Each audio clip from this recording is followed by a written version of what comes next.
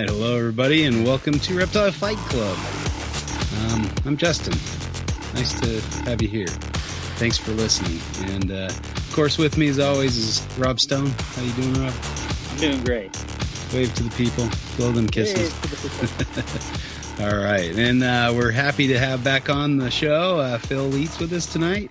Thanks for being here, Phil. Of course, thank you guys. Yeah, welcome back. Good to have you back finally. Sorry it took us so long. No, it's okay. It's okay. Yeah. Happy to be back. Yeah. So, let's see what's going on lately. I got my first eggs, so that's got eggs on the first good eggs, let's say. I also realized good eggs you found. Exactly. Right. Yeah. So, man, I may have mentioned it before, but yeah, this is from a dark Eastern Stimson's line. That's kind of a cool project. Yeah. Super cool. Nothing too dramatic or exciting, but I dig them. So keep producing them. But pretty exciting as far as I'm concerned. You know? And then, I don't know. My wife and I went to Band of Skulls concert. That was pretty sweet. Yeah, they put on a good show. Hell yeah. It Sounds was great. fun. And then took photos of my daughter and my wife. They just graduated. So, my wife's going to graduate this semester with her master's, and then daughter got her bachelor's. So it's kind of fun. She's my first college grad child. Awesome. So kind of exciting there. And I don't know, getting ready to go out down to St. George. So that should be fun. Get some little warmer conditions. Hopefully maybe see a Gila or something cool. But we'll see what happens. Yeah. How's everything going for you guys? Super good. Super good. Got another baby coming, like I was mentioning. So our daughter is going to be sometime in May. We're thinking, and she's technically due like June 4th. Uh-huh. But, second one we understand is usually faster, and the first one was pretty fast. So for a first timer, anyway. That's good. It's good. It's real good. And so just kind of gearing up for that, trying to wind down on some of the jujitsu and start to tune up my sleep a little bit in advance to bank as much as I can and be ready for a little baby. You know, every 3 hours can be tough, but yeah, that, and then of course, thanks, man. Appreciate it. And then, I've got some eggs on the ground, not quite as many as I might have anticipated, this time of year. Like typically in the past, a bulk of the animals have made it around the same time. And typically, by now they would either be digging or have laid some eggs. I have, not a whole lot. I mean, nothing to complain about for sure. Some Thomas I eggs. I have some ornate eggs, some J. Rye eggs. Nice. I have a lot of pairs that appear to need the year off. So they're just kind of kicking it, doing their thing. I have one project that I've been dying to get going. I've been working on it for years, and I think it's going to be one more year, unfortunately. And I'm like, damn, dude, this is a tough one. But that's okay. That's okay. Yeah. I've got eggs from the albino J. Rye, which I'm excited about. And I was really hoping that my Hardwicki would, the Indian Euros, I was really thinking I got them in 2024. They were little juveniles, like yay big, and they're big, just like sausage, like a weasel. They're like little weasels. That's what they resemble to me, is like a meerkat or a weasel. They have that kind of vibe to me. But I got 6 of them, and I got one male, just one. Oh no. Damn. I guess it's better than the other way around. Yes, that's true. But I just would have killed for like 2.4 or 3.3. It would have been great. But it's okay. So anyway, hope maybe next year on those, but that's fine. Yeah. Big. They're not very common, right? Not very many people have any of the Sara genus, right? Yeah, that's right. So they're so cool. They're so cool. Yeah. They're like, if you think a Euro tail is cool, they are cool. But a Sara tail is like, it's like you took a Euromastix tail and had the artist who did all the Tool album covers redo it, because it's so intricate and small and amazing. But to me, and it's like everybody loves the Sarah loricata and the Sarah asmusi, which what's not to love? They're amazing. Right. I would love them too. They're incredible animals. But the hardwicki are so weird because they're just gray, like they're like an Egyptian, but then they have the big inguinal patches, the big black inguinal dot on their thighs, and then the males. Well, I guess both sexes can, but they get supposed to get blue tinges of blue pigment that comes in on their tail and hindquarters during the breeding season. But I haven't seen it yet on these. My male has a little bit, but it's not like crazy. So they're just so unique, in my opinion. There's just such a weird, and if you think about the sort of like the natural history of like, okay, the butterfly agamas of Southeast Asia and Uromastyx share a common ancestor that migrated westward and made it all the way to Morocco, right? Which is super cool. And I think the Sarah hardwickii looks visually like it's like you took a butterfly agama and a Euro and put it together. Yeah. That's cool. Do they have kind of the bumpy nodules like the loricata? Not so much. They're a little smoother on the back and the head. They're not so spiny. Right. And the tails are a little smoother too, but they're very intricate, very beautiful. There's a lot of subtlety. It's kind of like, when you get your hands on like a gray Egyptian and you actually look when they're hot, there's like tan and yellow and faded pattern and like flecking, and it's real subtle. That's what it is with the hardwickii too. They have that same kind of elephantish look, right? And where are they native to? Pakistan and India. Okay. Yeah. And just huge range, probably multiple species. That's at some point will get described and split up. Sure. Looks like there's a big range in the size they can get to. Like there's some populations that seem like they stay, 14, 15 inches tops. But then there's some that look like they're 20 plus, like 20 inch, 20, 21, like almost Egyptian size. Yeah. In certain parts of the range, you could see people holding them. They're just big animals. So it's got to be more than one species out there too. Right. So, I'm sure it's the same thing with loricata and asmusi because their ranges are enormous, right? The Iraq and Iran are huge countries. Yeah. So, Oh man, I'd love to get over to Iran. That'd be a cool place. Now's the perfect time, Justin. It is. I booked my flight and you got it. You're good. Sure. I enlisted. That's how I'm getting over there. No one would pay attention to a virologist going to Iran, right? Now, Yeah. Oh man, I met this coolest guy. He was in the naturalist club, so we went to St. George and did some herping a few years ago. Cool guy from Iran, and just a really cool guy. And he's awesome.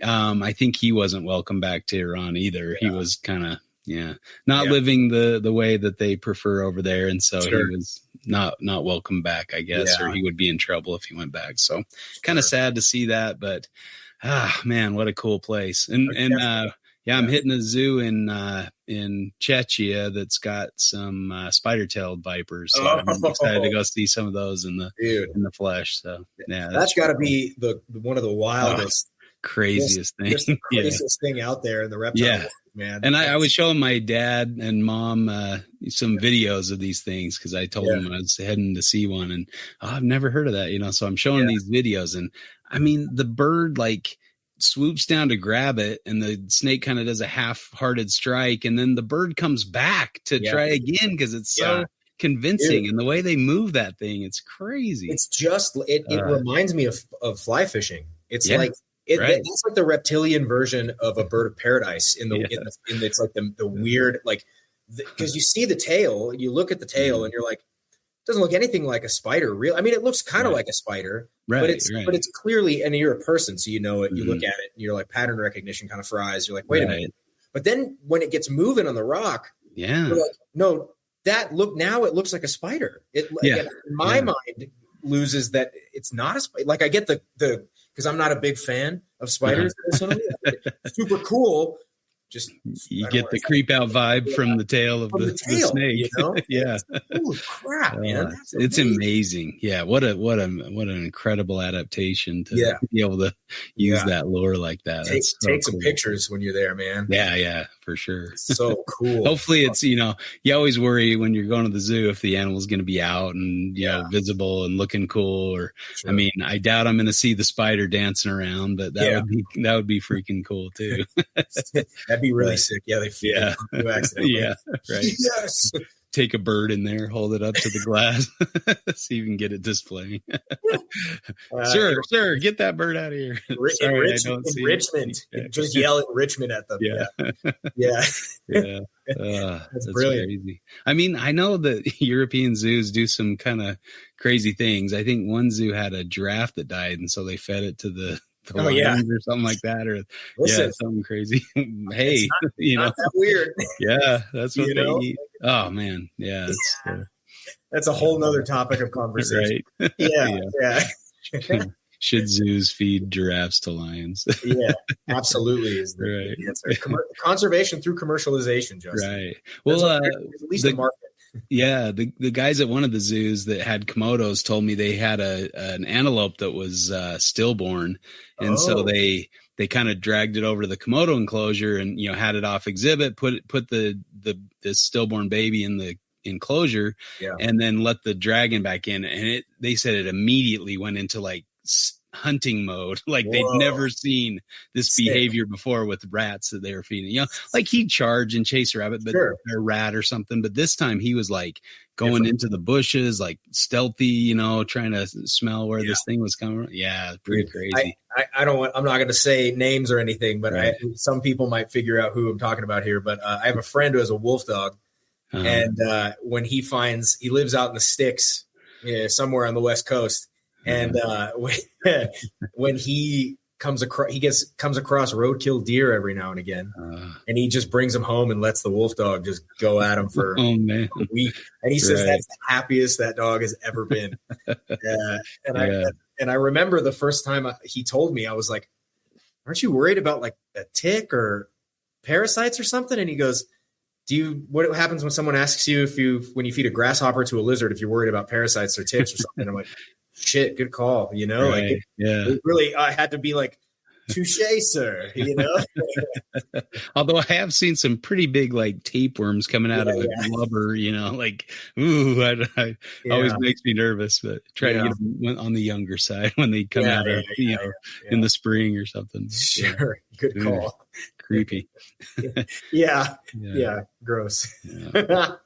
I just immediately am thinking of that video that everybody's seen of the bear walking around with a sticking out of his butt. Poor thing. That would be uncomfortable for sure. Yeah, uneasy. Yeah, that stuff. I forgot to mention, I had a nice conversation with Harlan Wall, caught up with him a bit. So he mentioned Rob and, the what a good guy you were, and some stories about swapping, or getting blood pythons from Cameron's place, and having express instructions not to communicate with each other, but ignoring that and kind of forming a little friendship there. So it's good to talk to Harlan. He's a great guy. Yeah, it's great. Yeah, absolutely. But he said to tell you hello. So I appreciate that. Yeah. Hopefully he'll listen. That'll be good. Yeah. He's like, now you have didn't you have a podcast a while ago? I'm like, still have it. Still do. Yeah. So maybe he'll catch up. I don't know. We'll see. There you go. Cool. But yeah, it's good to chat with him here, talk, swap stories on finding Crotalus and the fun we're having with that. So yeah. Very good. So cool. Yeah. Well, you're kind of an old hat to this, to the podcast, so you know what we do here, but you've got so much great wisdom and insight. We thought we'd do more than one topic with you tonight. So I'm not sure that we've identified all the topics, and hopefully we can kind of have some come up organically, but we've got a couple kind of off the top of our heads to discuss with you. But so I guess I'm trying to think of what the best way to do this. Like if we flip a coin for each one, and just Rob and I take turns, or if we just both gang up on you or something. Just bring it on, dude. Multiple assailant self-defense. I'm ready. There you go. You're well versed in defensive combat. All right. Well, I thought, something that came up to me when I was listening to your roundtable with the Chameleon Bros, and thought one topic that kind of came to mind was the idea of what it takes to be an expert. Bill was saying like, oh, I don't consider myself an expert. And I'm like thinking, well, if you're not an expert, then who is, and I see kind of a loss of expertise. Like people don't seem to trust experts anymore. Sure. Right. They're going to trust AI or something. But frankly, AI is not a useful tool if you're not an expert in the area that you're talking to it about. You have to know like where AI is failing and where it's not, So there's been multiple incidences of that where you can ask AI a question. We'll give you an answer, but it may not be the right answer, and it might sound convincing. And I think it's tuned to give you the yes. It's tuned, exactly. That's what it is. It has an intrinsic desire to say yes to what you ask it, or yes Yeah. So interesting. Yeah. So I'll battle you on this one. Let's say one side is yes, you can be an expert. What it takes. The other side is you can never reach that level. So I'll flip the coin. Go ahead and call it, and then heads. Heads. It is heads. So yes, they're experts, or you're never going to reach expert level. Okay. Let's go with the problem is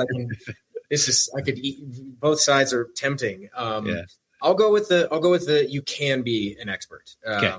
So sounds maybe good. And now there's like an opening statement, right? You can start, or I can start, whatever you want. You won, so you get to say who starts.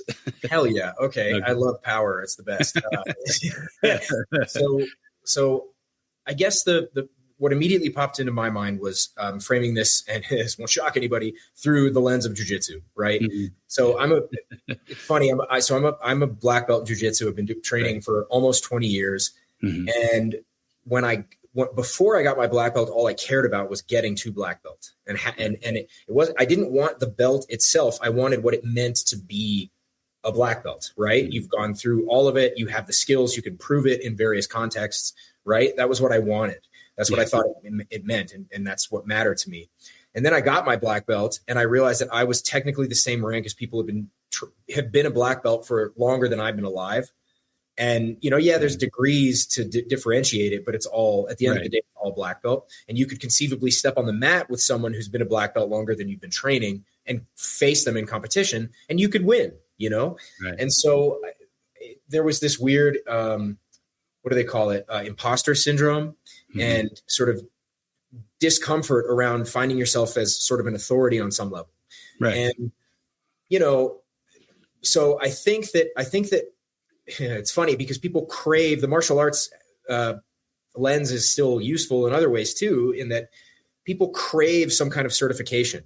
Mm-hmm. So, when it comes to expertise, oftentimes we want something to back that. We want a degree or, something, a piece of paper. We used to talk about it as when I graduated from art school, I finally got my artistic license, and you would get a little laminated one as a joke and frame it. Yep. It's like, I did it, I've earned it. And so I think that there's, in every field I've been a part of, there is a desire from the broad general population to say, you have to kind of get your chops, go through your basics, and then we're going to call you competent. But then there's this weird barrier with expertise where we want some kind of certification. We want a hoop, some kind of acknowledgement process, right? Right. And I think that's where people get tied up because, mm-hmm. Maybe I don't know about I don't know what Bill's particular university qualifications are. Maybe they're outstanding. I don't know. Right. But if his education has nothing to do with his chameleon work, perhaps that's where his discomfort in calling himself an expert comes from, because mm-hmm. I feel that also. Like, people refer to me as a Uromastics expert, but I don't feel that way because I frankly haven't really done anything except make them breed, or let them breed even is the better way to put it. Like, I don't feel like I've done anything. I don't feel like I've innovated on anything or contributed anything. But it is also true that, compared to 99.9% of humans, I am an expert in Uromastics for all things, for as far as they're concerned. I just don't have the paper to show, mm-hmm. And mm-hmm. so I think that's where that's maybe I'll stop there because I'm sure. Yeah. Well, I think that's a good point to jump in because I mean, I feel the same way with, I got a PhD. And so, that, and I think, once I finished my PhD, same kind of feeling, imposter syndrome, like, okay, now I have a PhD, but in the university we have ranks. So I started out as an assistant professor and then go to associate and then full professor. Sure. And, I guess if you ask me, are you an expert, compared to, again, 99% of the people. Yeah. But sure. I think as far as as soon as you start thinking, I know all there is to know, it means you haven't looked very hard, because the more you look into a subject, the more you learn you don't know very much. Right. Yeah, and so I think Bill was probably trying to be, humble, because if he doesn't know anything about chameleons, then who does, that kind of thing. So, and I think it's good to have that attitude, like, hey, I know a bit, but there's still a ton I could learn. And there's a lot of people that are more knowledgeable than me. I mean, every time I go herping with somebody that's like actually really dedicated and goes out all the time, I'm like, man, I'm just a novice compared to that, man. Tell me I can still find stuff, but like, you go out with somebody like you've been around the block. Yeah. Well, and this again, martial arts, right? So I know lots of black belts who get their black belts and then they quit learning. They don't go to class anymore. They don't drill. They don't watch competition. It was that they don't keep up with the art. Goal of getting it, and they're done, and that's fine. Like, keep practicing that way. Right. It's no problem, right? But I'm interested in. I want to keep learning and keep getting better. I train with people all the time who put me in my place, and in different ways, right? And so in the same way that you and I, who are all three of us, who maybe we've herped a lot, and maybe we do know a lot about different reptiles, we can still go out to somewhere we've never been, and someone spent their whole life herping there. Right. And we're like, what? How in God's name do you differentiate between these two species? I can't tell them apart. I don't know. Like, you mean it's just a scale? It's literally just this snake has white lips and the black goes all the way around. Like, are you crazy? Like, that's nuts. Like, how do you tell? Yeah. Isn't it variable by the individual? Don't you have ones of this species that look like that one? I mean, it can be disorienting. But then if you take that same person and plug them into a Cuban crocodile breeding program, they might have no idea what they're doing, right? Mm-hmm. It's all herpetoculture, though. So it's all of our expertise has to specialize. We may want everyone to kind of understand the broad fundamentals of what we would call herpetoculture. Yeah. But even the fundamentals are going to vary, right? Whether you talk a frog, that fundamental is very different from a Eurymastix on some level, right? Yeah. So it's just different. Yeah. When I was writing the Green Tree Python book with Terry Phillip, we sent it off to Dave Barker to write the intro, or what's that section called? The forward. What a great expert I am on books, but yeah, exactly. So he wrote that for us, but he said, hey, why did you put your doctor on there? You're not a doctor of herpetology. Like, your doctorate has nothing to do with reptiles. So I would suggest removing that. I'm like, hey, that's great. I felt uncomfortable putting it on the other books, but the publisher wanted it on there. Like, you got a PhD. Yeah. And I will say, like, just because somebody has doctor in front of their name doesn't mean they're necessarily smarter than anybody or know more than anybody. There's plenty of herpetoculturalists that have a lot of experience, in certain areas, but like you were saying, there's expertise, there's specialization. I mean, they can know more than anybody on a certain topic, but like you said, put them in with another group of reptiles, and they don't know anything, so, they're going to have to go the same thing over and over again. So. Yeah. I got that book of snakes, Mark O'Shea's book. Ooh. And I was just shocked how many species I'd never heard of or never even thought about, existing, like, okay, I am not a snake expert. I might know a little bit about carpet pythons or, or Australian pythons, but that's about where my knowledge, I didn't have, growing up, I did not have I think I had maybe a somewhat atypical herpetocultural trajectory, in the sense that I didn't grow up like checking all the field guides and like going out to everywhere I could herp and go find stuff and memorize their Latins and stuff. Like, I I didn't herp for the first time until I was in college, you know, and it like properly, like obviously I did some in my backyard and stuff. And right. All that's fine. But you know, I didn't do it proper until I was in college. And so when I get on Instagram, I follow all these people who take all these just breathtaking images of herps that I could not tell you what the fuck they are. I don't know what they are. I just don't know. I'm like, I know that is an amphibian. That's it. That's all I got, you know, and I can't keep up with it. There's no way. There's just so many. Yeah. You could never, in just one region, it'd be difficult to remember them all depending on the region. Yeah, you know? Exactly. Like, all these crazy, like Southeast Asian coral snakes and stuff like that. I'm like, there's like 50,000 of these things. I don't know. They're crazy looking, every one of them. And that rhyme just does not apply south of Mexico, you know? Their patterns are all over the place as far as red touching yellow or black, you know? See anything. Yeah, exactly. Yeah, so and the diversity, I mean, that's what's cool about it, is there is no end to learning, right? Yeah. You can learn all there is to know, and you can research and study and find out new things, and you're still going to lack some information, some expertise. But I mean, for all intents and purposes, you know, if you put in what do they say? 10,000 hours kind of makes you an expert in an area or something. So like, I think, you know, a lot of us have reached that with our favorite herp group or something, you know, you could probably tell people things they didn't know about certain groups of reptiles, but I mean, to think, you know, it all, that's a dangerous thing. Yeah. Maybe that's the sort of like the main linchpin, right? In that we want, even if someone can have expertise in a topic,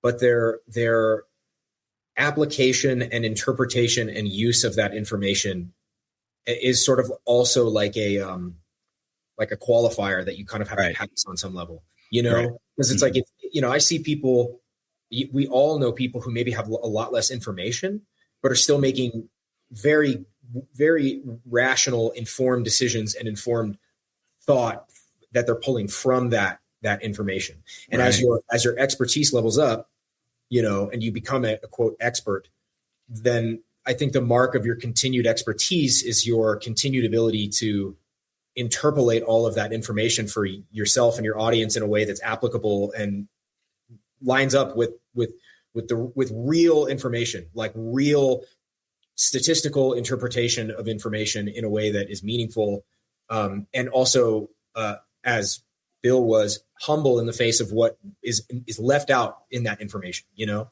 We used to talk in graphic design, there's this concept when you do typography, when you're working with type and designing with type, where they talk about how it's actually not the type itself, it's the negative space around the type that kind of makes the design work. And that's where you focus a lot on the negative space. And I feel like in some ways you have to be able to shift it when you're looking at information. You have to shift your field of focus where I'm going to look at the positive data and the negative data, and they both have equal valence and weight in what I'm pulling out of this, you know?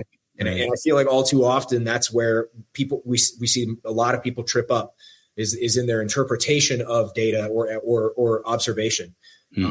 That becomes the hardest one. That's the one I feel like when I talk with some of the younger guys who I've now been really learning a lot from, because they herp like crazy and I don't, like Brendan, I learn a lot from him because he herps 10 times as much as I do.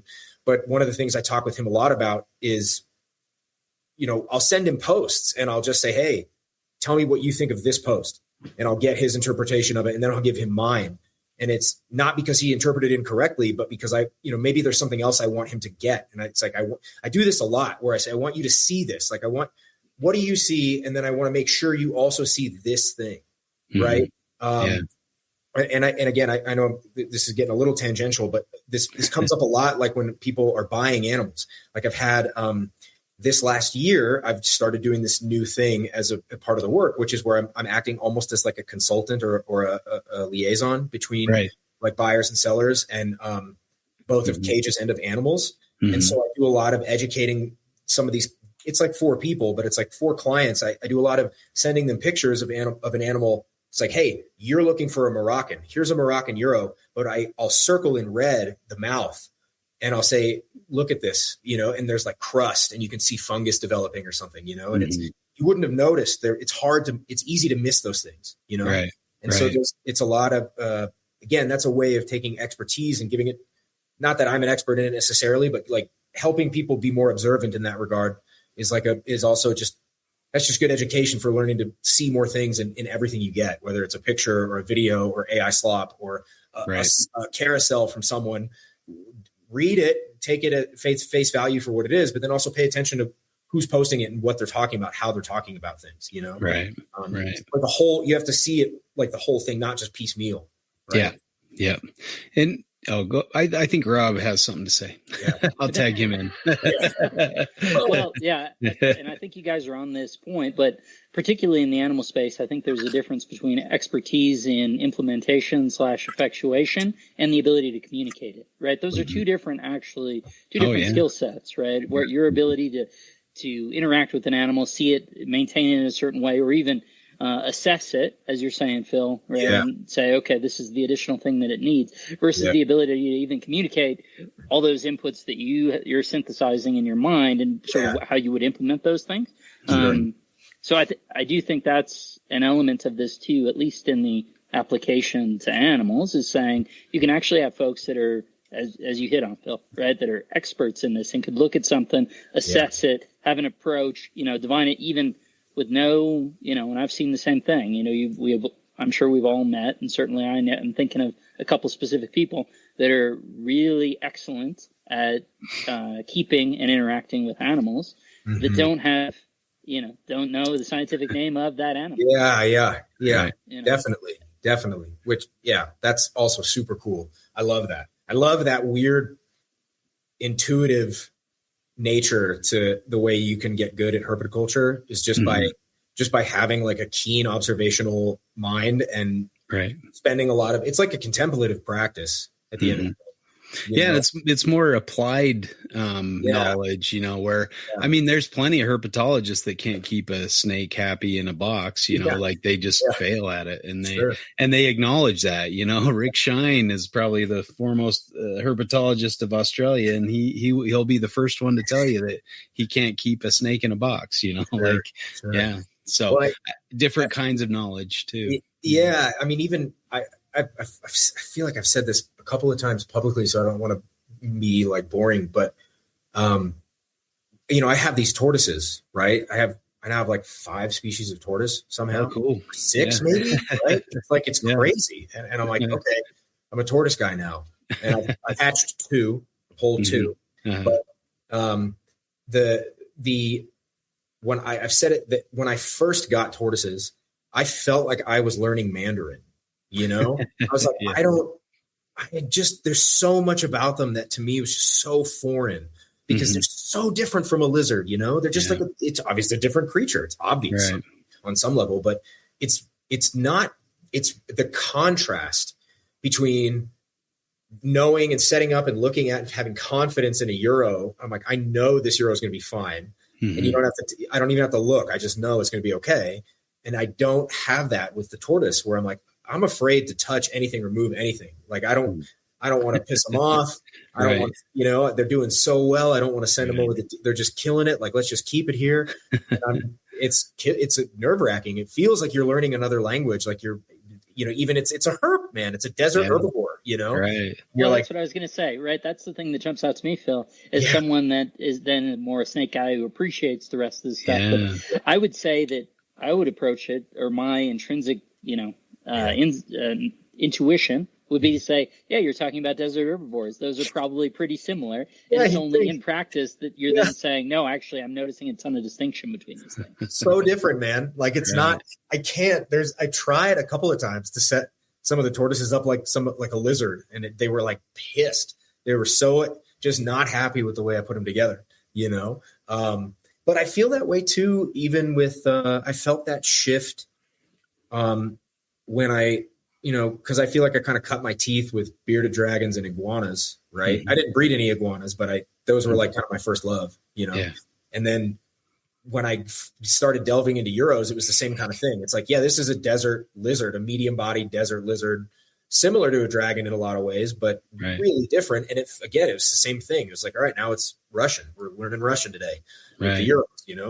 It's such a strange thing, because you'd think, I mean, some of the stuff crosses over, of course, but it's not the stuff that you anticipate. You think it's going to be these things that cross over, but it's actually this or whatever. It's so interesting. And so it makes me feel, it's a great way to get humbled all the time, is to try something different and be like, shit. I'd call it research and development. It's like herpetocultural R&D, I'm all right. I'm going to commit a couple of years to this project, see if it pans out. If it doesn't, I'll send it somewhere where it can get justice done. But, I got to try. And if I don't give it at least a few years, how do I really know? Right. What species are you working with? The tortoises. So I have the Conyxus specki, the hingeback tortoise. I have Moroccan Greeks. I have Russians. I have a golden Greek, and then I have Burmese stars now. Josh sent me 2 Burmese stars. Nice. Excuse me. And so, the specki are the ones that I hatched. I have the adults, and then I hatched some eggs from them. They were in brutal condition when I got them, so I'm not sure. Yeah, I would say, like, arguably those would be the hardest ones to breed, or the least commonly bred anyway. I don't know why I decided to start with those, but it was like this random. It was just like a random occurrence. I ended up getting I'm not going to say who they were from, because it was a drag. They were in really bad shape, and it's like, it's okay. They but it was a lot. It was like 2 years of trimming their beaks and trimming their nails and giving them antifungals because they had a fungus, and then worming them because they were literally just shitting piles of worms. And they didn't want to, just, you name it. They had every problem that a tortoise could have. Yeah. And it took a couple of years, but then they finally got normal and started coming out and coming around and started mating, and but I got like 15 eggs and 2 babies. So, but anyway, we'll see next time. So next time. Yeah. So that's positive direction, right? You're moving in the right direction. And having the mindset to say, I've been telling people, like, I'm getting the tortoises just so my son can inherit something cool. It's like they're lifelong project, right? Obviously, everybody knows that about a tortoise, but it's like, you get these little babies, and they're like, it's like, I say it's like hanging out with little old men. You're just hanging out with little old dudes at the Japanese bathhouse. You're like, hey, what's up, man? And he's like, and I don't know what you said, but I'm happy you're here. I love tortoises. I've always had a special spot for those. Yeah. Someday I'd like to do them, but I don't know if it'll ever happen. That was one that humbled me, because I got a bunch of hatchlings and tried, raising them up with my daughter. It was kind of her little project. We failed spectacularly. It was really a hard blow. And they were just like little Hermans or little Greeks or Greeks, some kind. Sure. So it was a bummer. Man, they're tough. I've heard the babies are really pretty really harder to get established than an adult or something. So probably should have started with older animals, but they're tough. I mean, we learn, right? We got I mean, and that's part of this whole thing. You think you're an expert, and then you get something that just humbles you, and you're like, okay, maybe I don't know as much as I thought I did. Like, I don't know anything. Anymore. It's great. It's a beautiful way to keep your brain alive too. It is. Yeah. All right. Well, you got another topic for us, Rob? Another good subject?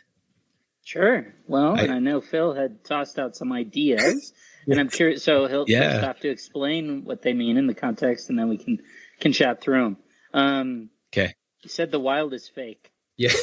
So this is obviously super tongue in cheek, and like it's not. I'm not trying to. It's like intentionally to be provocative, right? So, the wild to me sounds more like a sort of like a behavior state than a place. And a lot of why I feel that is because, zooming out from like a very, just like a big, really wide angle, there's nowhere on the planet that's not influenced by human activity. So everywhere has human influence, right? Obviously there are parts of the world where it's almost nothing, right? Fine. Okay. Fair enough. But, whether we're talking about the Chernobyl exclusion zone, or whether we're talking about the spiny-tailed iguanas that are on the hotel grounds in Costa Rica, or the geckos that live in the kitchen, or whether we're talking about the the jumping spider that made a house in the little hide box where my Indian Uromastix lives. That's it's so not delineated in my view. Where are we going to say this is where wild starts and this is where it ends? And add on top of that, the idea, I am sort of diametrically opposed to the separation between humanity and the natural world, just in principle. It's just conceptually, it doesn't make sense to me.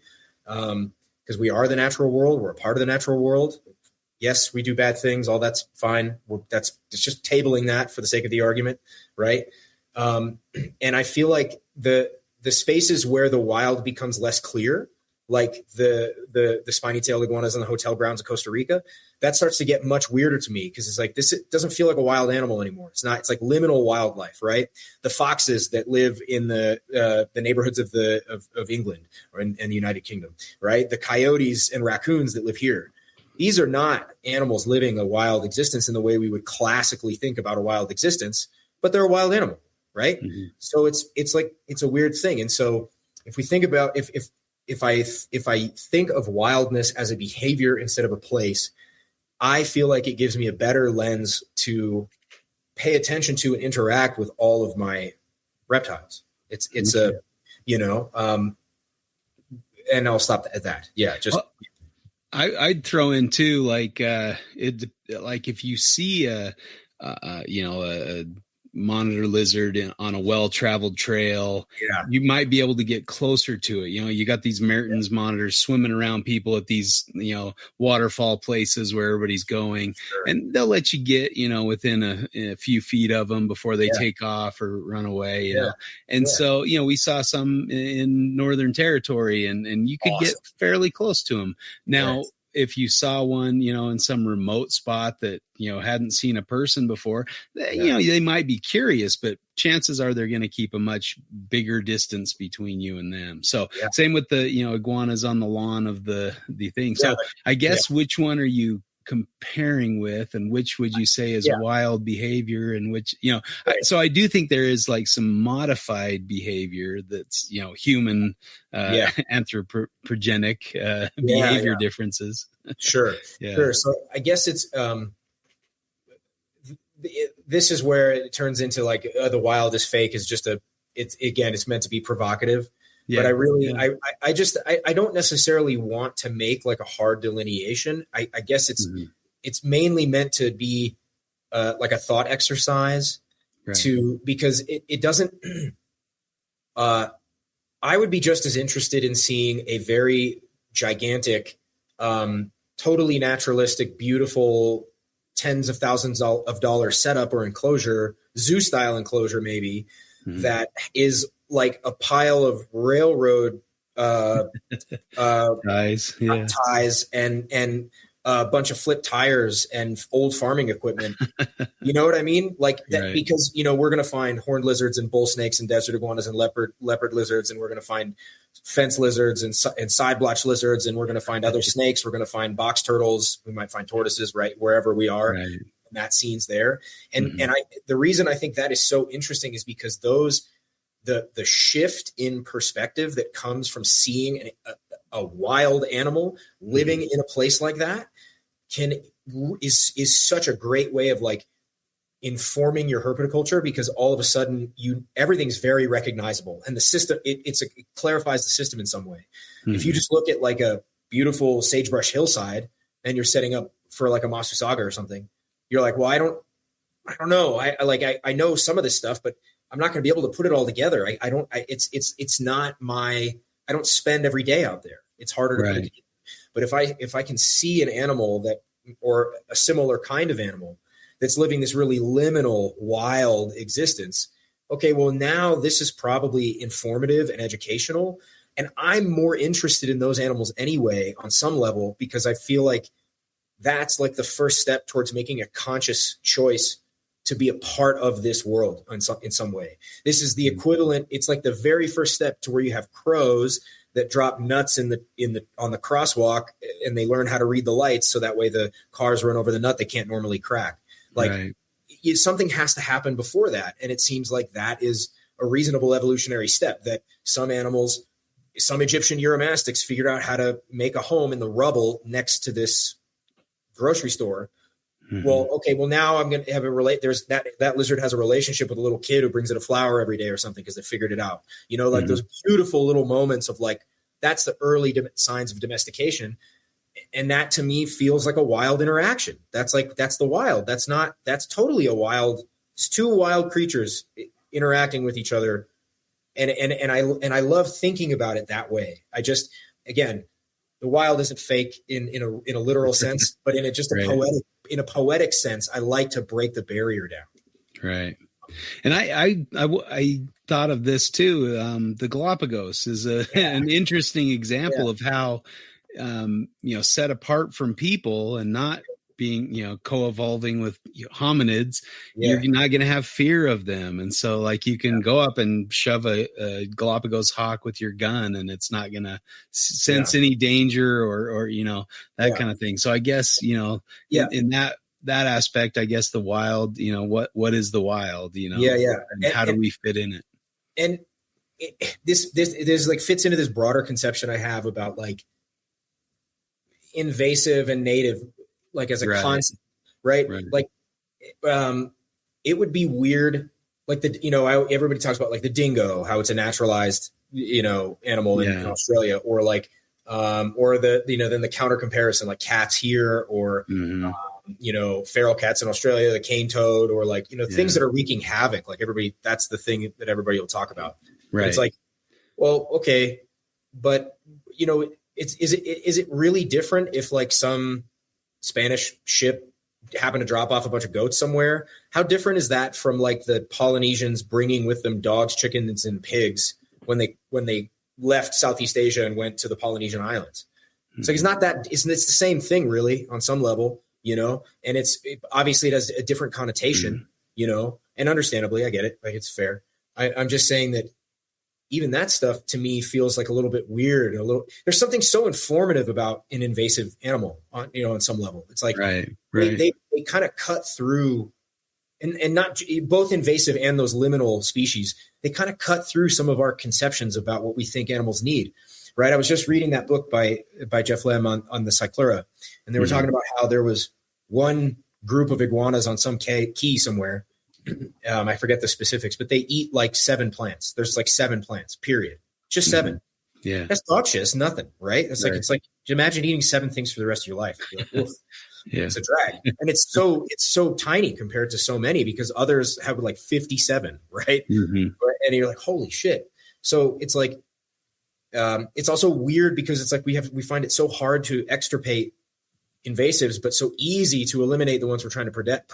It's like, this is so weird and out of balance, But it's like, I feel like an invasive also would be really informative for what we do, because on some level, that's what I have here. I have a couple of chuckwallas that they're not from Colorado.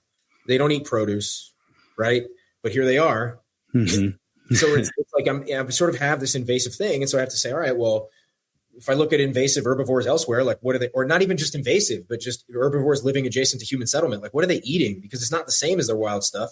Right. It was inspired by those. That's why I started making this food, like I'm not trying to make an ad for that or anything, but I started making it. There's the Euro grit, but I started making this dry plant matter stuff I call Euro spice. And it's got, a whole mess of plants in it.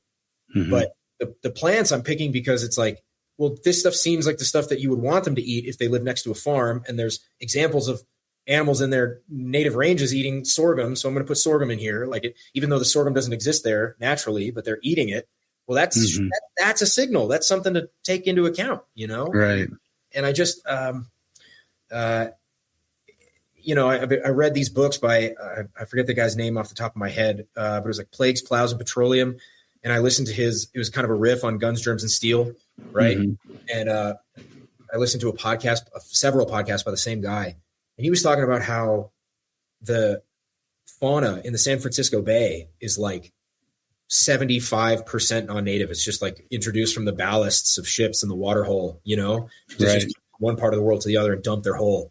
Yeah. And it's like, like invasive. And I could see how it would be a threat to the native species. Like, I'm not arguing that that's not the case, but not natural. I mean, the globe oscillates and changes all the time. I mean, I'm not trying to say it's a good thing. I'm just saying that it's interesting.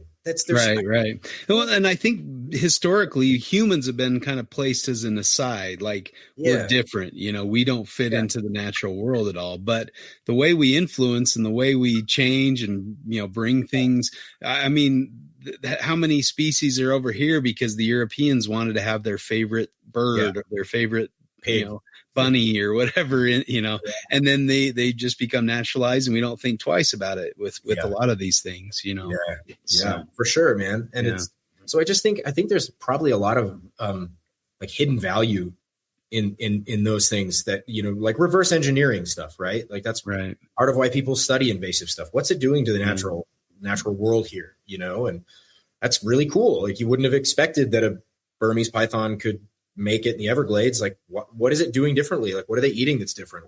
How are they, what choices are they making to survive in just a completely backwards place that they're none of their biology necessarily anticipated on some level, totally different pathogens, totally different microbiota. Like that's crazy. I mean, they're just as capable as we are. You're like, we did it. We colonized the globe. Right. How dare we keep these other animals from colonizing the globe? Like, let them go, dude. Just kidding.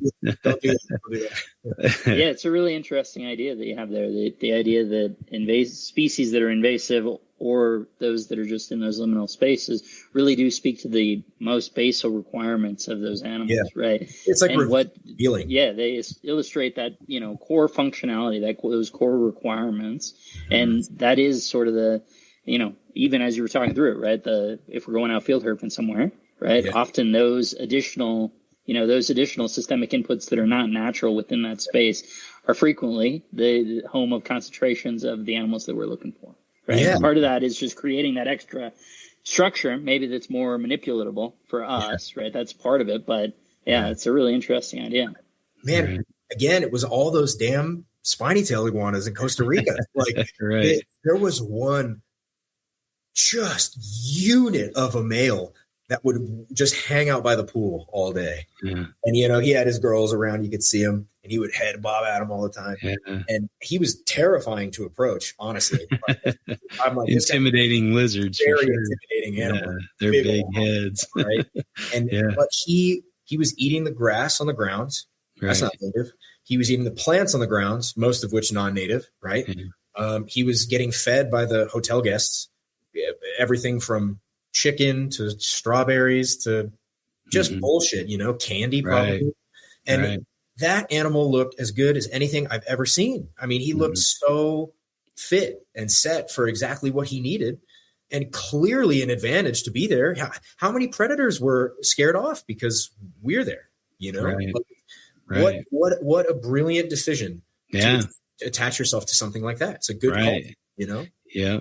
And I think, well, as an example of the opposite type of thing is, people in the islands wanting to have interactions with these, island iguanas, some of the Cyclura species. And they actually, the guides would give the tourists grapes on the end of a skewer and then feed the iguanas these grapes. And research at Utah State has discovered that they're getting a form of diabetes because they're just eating these sugary snacks day in and day out. They're acclimated to run to the tourists to get these, tasty snacks, that are not part of their native diet and that are giving them a diseased condition, so it's like, yikes, that's not great. And they probably should put a stop to that, but they probably won't because it's a limited population and there's money because the tourists want to play with it. Same thing like swimming with the dolphins or, any other, rays or whatever. They're feeding them, getting them to come there so people can, swim with them or be near them, which, it's hard to say if that's a bad thing because then, people they'll care more about those things. They'll see they're not like bloodthirsty, nature's not out to kill them and they need to defend themselves against nature all the time. They can go, I had a great experience swimming with a dolphin or having this ray swim, next to me or whatever, petting it on its, feeding it some kind of shell or something. But I mean, that's kind of cool stuff to some extent. Like, I don't know that I would contribute to that, but I don't necessarily fault people for that, because we do kind of crave that interaction with nature. Yeah, we do. I mean, we talk a lot about, tin stacks and placing artificial cover in natural habitat. And you're like, well, that's kind of an eyesore. I don't want to see that necessarily when I'm going to hike, but if it's on private land and it gives the reptiles we like more of a, an opportunity to thermal regulate in a useful environment, and it makes it easier for the people to find and enjoy the animals. What's the harm? Why not? Exactly. Well, you say you don't want to see it. I would say that, yes, from a feeling of wildness, right? I don't want to see it in that space. Yeah. But it does get my blood pumping a little bit in the context of I'll find get kind of excited. So I'm excited for it, but it does kind of ruin that experience of feeling like you're in a wild place. I mean, Phil, my biggest thing is sort of the interconnectivity of systems, and certainly, anthropogenic influence on all things, right? And it feels like we're living that right now, pretty plainly. Yeah. But I would say that the thing that has always stood out to me, kind of my positivist, I guess, mission out of that whole thing, is the idea that we still wind up in some pretty wild places. And I've always been amazed at the resilience of the earth to all the known harms, right? There's a place in the New Jersey Pine Barrens where we'll go and have been looking for pine snakes and a variety of eastern hognose, variety of different things, box turtles, all this stuff. It feels very wild. Well, that's a super fun site, like that's where we're going, and that was from in the 40s, 50s, 60s. They're just pouring chemicals straight into the earth to the point where even come the mid 1960s, they were like, oh, this is a problem. It was bad if by, 1963, they were like, oh boy, we've really messed this one up, but we got to not only stop what we're doing, but back away, leave it alone. And we're there, 62 years on. And it's, a wild space, and we're seeing baby box turtles wandering around. Right. Man, totally. So I had a great gentleman named Lietz of Arids on my podcast. I believe he's at Yale. Sorry on this if I'm wrong there, but I'm pretty sure it's Yale. He has a pretty big swathe of things that he does and is good at and does research on. Primarily, his focus was on wood frogs and studying how their vernal pools were polluted by road salt and how it affected their biology and their evolution. Brilliant guy. It was a really fun show. We talked about AI and herpetoculture and how they might overlap and all this. Really cool. But he introduced me to a gentleman who studied the Chernobyl exclusion zone, and he specifically studied the frogs, the tree frogs out there, and how as they get closer to the exclusion zone, they turn black. And it's because the melanin helps deal with some of the effects of radiation, right? And, I feel like the Chernobyl exclusion zone is so he's going to be on my show soon, where we've got a podcast scheduled, but I want to talk with him about it, because the big thrust is that when people went into that place the first time after the meltdown, they were like, we're going to find a bunch of crazy hybrid, weird chimera animals, mutants. Instead, just a bunch of mutants. And instead what they found was a bunch of thriving, just rich populations, but with, not necessarily a bunch of weird crap, but with unique changes, like they were unique and they're different. And there's some things about the things that live there that are a little different, but it's none of them are necessarily negative. They're just changes. And that's like nuclear radiation is like the most toxic thing we can imagine. Right. So it on some level, it's like, I said this on another show, and again, being a little bit hyperbolic here, so bear with me, but like, plankton changed the entire state of the planet at some point many billions of years ago. Like that's why we have oxygen, right? Is because of plankton, and so it's like, yes, of course, this was a natural process and it was slow and it was gradual and things had time to work on it and figure it out and whatever. I'm not saying that all change is totally fine and no problem, but I do think that the idea that that everything is just fucked is maybe not the whole picture on some level, Right. Like it's probably more complicated.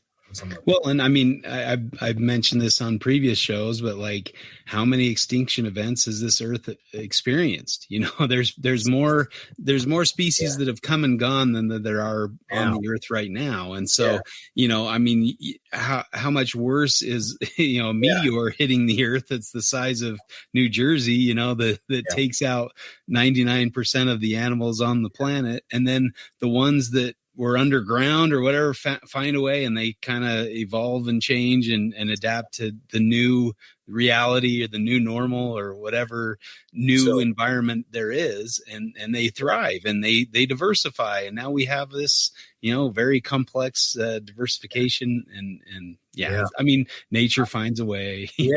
Unless it doesn't, unless there's some planet that was speciated and now it's just some rock floating out in space with nothing on it. Who knows? Maybe. And I feel like I feel like what you're really saying there is like, after the next extinction event, we're gonna have to be ready for the platypus lords of the world. Right?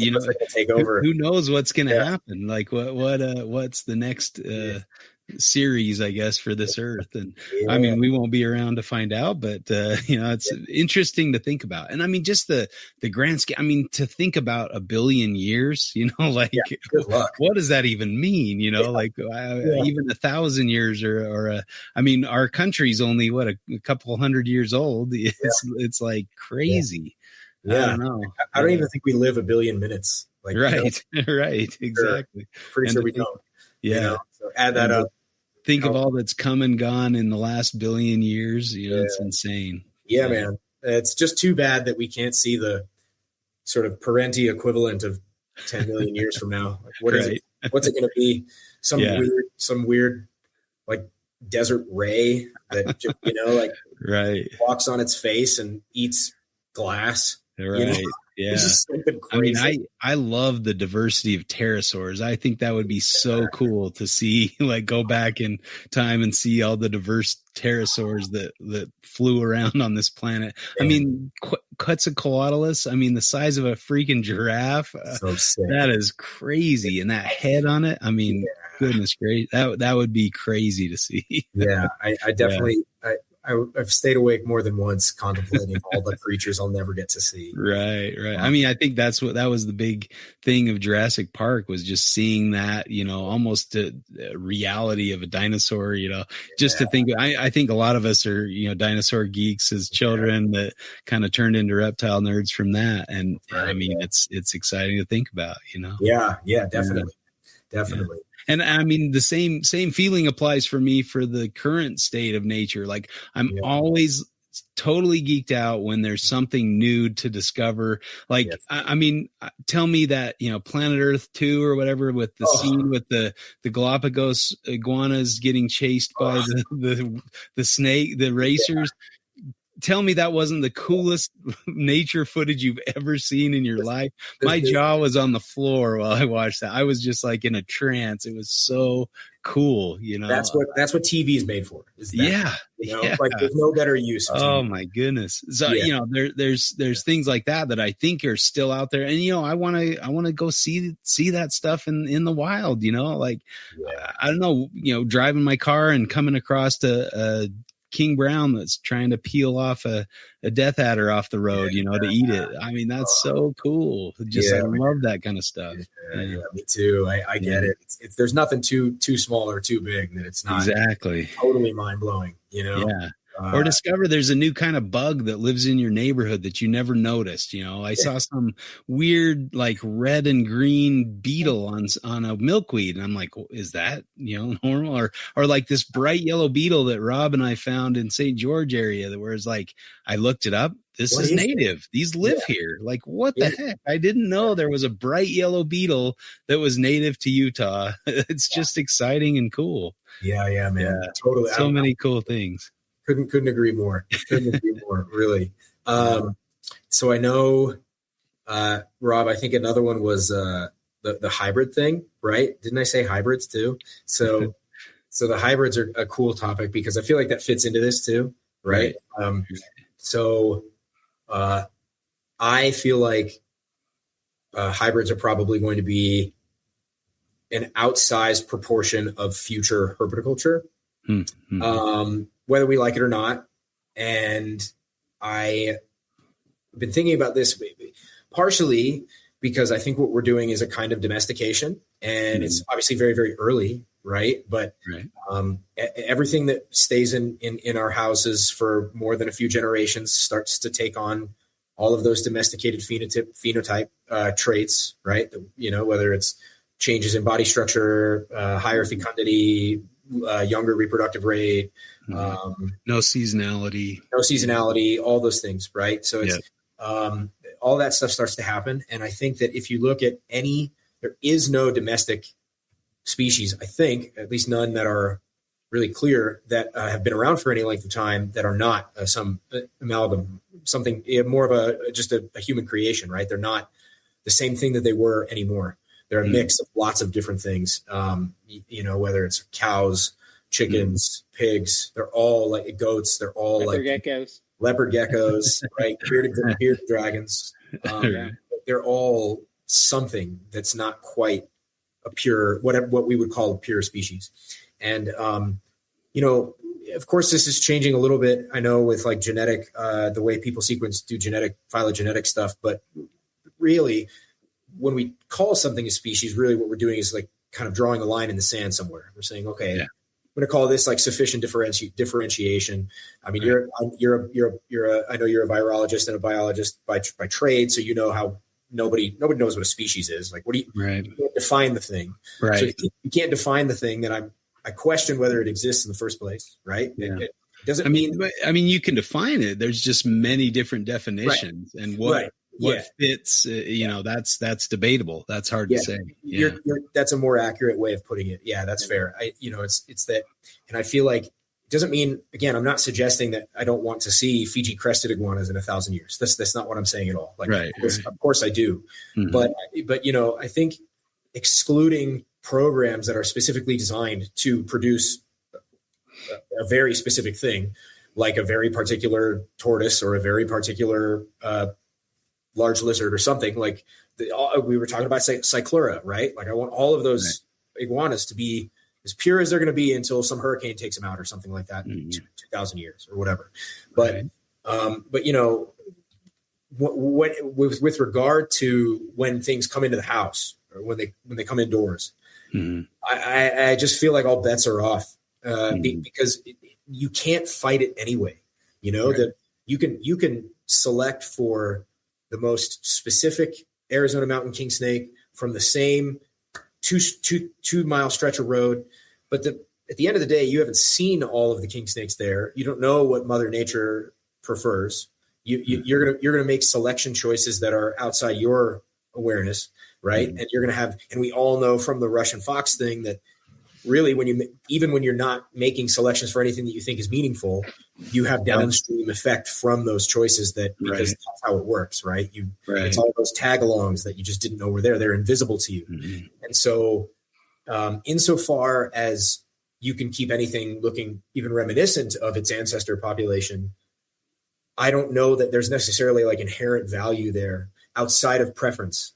And at that point, if it's just preference, then other people have different preferences. And at the end of the day, there are going to be kids that are born right now that in 20 years, the thing they want more than anything is a 6-way species hybrid colubrid of some kind. And they're going to get it, and it's going to have biology, and we're going to have to know about it, and it's going to be this totally fully unique thing in the world. And now I have the calico chucks, right? They're a hybrid. I think hybrids help us. I mean, obviously there's the legal implications of hybrids, right? Where all of a sudden I can send chucks to Arizona somehow. Right. But it's like, but the reality is like, I think that if we concede that herpetoculture is going to grow and we're going to get a lot more people involved, I think the only thing that can result in sufficient amount of time, because nobody's kept a project alive that long for anything really, like except maybe the institution of education and writing have lasted millennia, right? But like I don't know of any domesticate that's survived intact over millennia of human involvement. I don't know anything, and not one. And so There was a really cool story about, I think his name was Borgland. He was a scientist that was food scientist that was developing different wheat strains.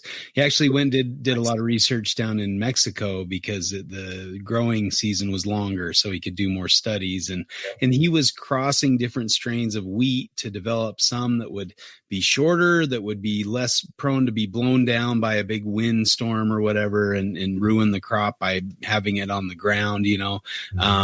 He did all these cross breedings and things to try to come up with the strongest, you know, rust resistant, which is a fungus of wheat. Yeah. And I mean, it was a really fascinating story, and he basically dedicated his life and reimagined the world of wheat and developed all these different strains that then he gave to different countries so they could have, you know, more productive food growing and things. Wow. And I mean, just fantastic work. But thinking about all the different crosses, you know, he'd select different phenotypes of different wheat strains and breed them all together to try to figure out what would make the best, most hardy, you know, disease resistant strain. So, you know, nothing like the original wheat that, you know, people would have seen in the beginning, but you know, that's part of this. And I think our appreciation or our enjoyment of some of these reptile pets, you know, I think that totally goes along. I mean, I see these carpet pythons coming in from Canada, from Don Patterson, and they're just all sorts of crosses, all you know, across the different species and subspecies, and they're beautiful. They're some of the most gorgeous carpet pythons I've seen, you know. And you know, you might say, well, that's just a dirty mix or whatever, but there's some fantastic looking mixes that I've seen. You know, I just had a random customer, or not even a customer, just a follower on Instagram who sent me pictures of a Euromastix that I am about as certain as I can be is a hybrid between a Mali and a J-Rye. And it's pretty goddamn cool looking, you know, like it's a sick looking lizard. And I had another instance with J-Rye and Mali where someone hybridized without realizing it. They weren't familiar with the distinction between the species. They bred a Mali to a J-Rye, and the first generation of babies just looked J-Rye, and then the second generation was where the Mali popped out and looked weird. And it was like, whoa, what is that? Like, that's a weird, and they look black and white, whereas the one that I saw from the guy had red. It was crazy looking, you know? And I feel like if there's two levers we can pull to make the lives for our animals better, it's going to be one, making sure that the person buying them is committed and interested, right? And two, making sure that the animal is set up both by the care, but also by breeding and selection to be a good candidate, to be something that benefits from being here. You know? So in my view, the ethical decision is one to let it rip on some level. Just let it rip. Like, go for what you want, because and if that means that what you want is a Galapagos land iguana, hey, breed your Galapagos land iguanas in China. That's fine. You know, like no one's going to notice. Like, but like, or Uganda, right? But like, you know, but you know, the thrust of it is, even if that's what you want, you're making something different. Right. So we should be, you know, very open-minded to what the herpetocultural biology looks like in 1,000 years. I said this before, but Ben Morrill always reminded me, once you take it out of the wild, it stops being that species, because you've taken it on a different evolutionary trajectory. You've removed it from its, you know, historical place. You've taken away even like the biota that it's experiencing in the wild, like the bacteria and the viruses and the other pathogens in the environment. Like, the gut microbiome is a huge factor on you know, human all sorts of human things, from weight to you know, all sorts of things, you know, your hormone status, everything. Yeah. So, you know, we're more bacteria than we are human in regards to cell count. You know, there's a lot more bacterial cells. So, you know, if you're taking it away from that, you know, that's an aspect of it being a species in its environment. And, you know, the animal in this part of the state versus, you know, the 200 miles away, it might be classified as the same species. You know, that line was drawn, but they could have different biota in different corners of the state, different habitats, you know, all sorts of different things. They could capitalize on different prey, or, you know, so yeah. You mean the biology of that spiny-tailed iguana on the grounds of the hotel in Costa Rica had a totally different physiology than another Similis 1,000 yards away. Right. Okay? Like it's a different animal. Okay. Yeah. And I just think, and besides, listen, some hybrids, they're a bummer. Mm-hmm. Okay. Some of them don't turn out the way we wanted them to. And so you should do things just like you do anything. You should do it with care and forethought and consideration and good choices. Right. But dude, some of the coolest looking animals I've ever seen are hybrids. Like some of the coolest animals alive are like a weird, that you wouldn't predict. And I've heard a lot of naysayers go, well, you know, they don't look as good as either parent, or, you know, and a lot of times that's true. Maybe you don't see the bright colors or the pattern or whatever. Maybe it kind of goes to more of an earth tone as you mix these two different things. But sometimes you get some pretty dramatic and crazy looking animals. You know, I still remember I think it's the angry balls. Isn't that like the blood python, ball python hybrid? So cool. And some of them are kind of ugly and plain, and some are like crazy, like different patterns. And it was usually the F2s, you know, you'd breed the ball with the blood, and then you'd breed the offspring to each other, and you'd have these crazy, like so cool, unpredictable, you know. And, you know, I'm not necessarily a proponent of that. I don't, you know, I kind of like to see what I would see in the wild to some extent, but at the same time, like, you look at the majority of like Brettles pythons in captivity, and man, that one we saw in nature looks like the best, you know, hypo that's available out there, you know, and this is just a random wild animal. And additionally, we are cool with hybrids in certain contexts, right. And usually it's like when people say, oh, it's only when we don't have any other choice. So sure. Okay. Like, you know, we all know about the galops that have been reintroduced on various islands, but they're hybrids, you know, because the original ones just aren't there. Right. We're all cool with this Cyclura lewisii hybrids because it's the only way we have lewisii present in captivity. Right. So we'll be like, well, we'll make the trade-off. We can have the hybrid and we'll just select for ones that look more caymanensis. Right. Although John Egan's story on that was interesting. The what? Sorry? John Egan's story about that was interesting, but I don't know that I know that. Yeah. It was a local guy. Anyway, so no, he reached out to Fish and Wildlife, and it was on the front end of that genetic testing stuff, and his lewisii hybrids weren't, and he wound up losing them because he went to the feds and gave him the blood sample. He's a local guy, or at least he used to be. I don't know. Maybe you probably ran into him, Phil. He had pure lewisii? Yeah. But that he had purchased his hybrids, but then, you know, for the blood test and all this stuff. These chucks, man, they're hard to tell from regular various. You know, they look like various. If they didn't have like raised scales and super dark black blotches, you'd be like, I don't know. You know, I don't know. That's because they look like a dude. And those things, bro, whoa.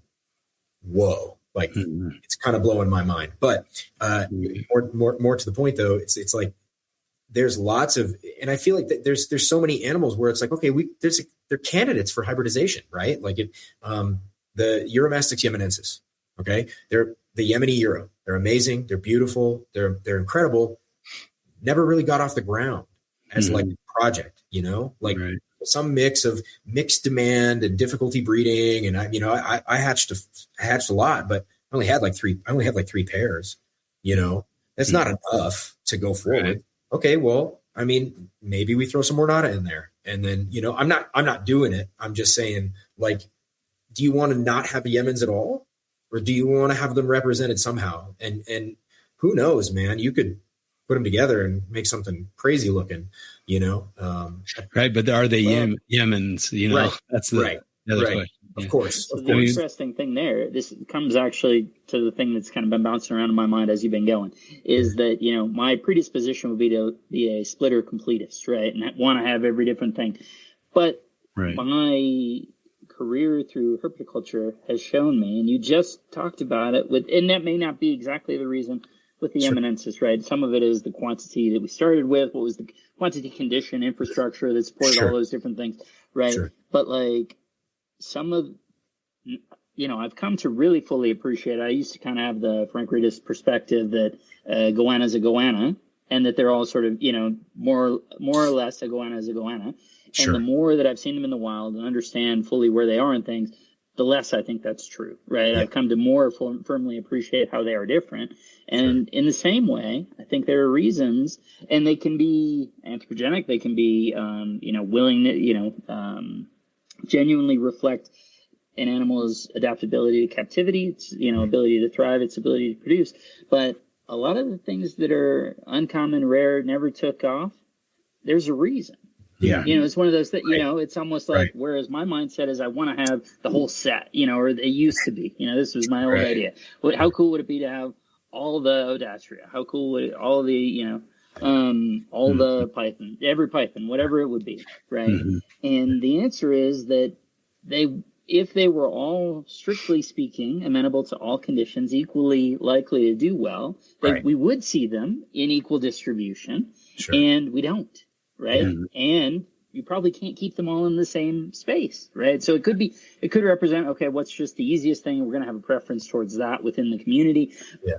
But to some extent, there's and we used to just jokingly say, like, oh, it turns out that Sabu pythons kind of suck, like to keep or whatever, it's like everyone wants and then they become rare or dense pythons, and it's just realistic. There's been a lot of that conversation going around and stuff. And it's like, okay, well, even sort of a big advocate for them now is like, well, they're, fundamentally basically an olive python with a slightly different, or a Macklitz python with a little different skull and slightly different patterning.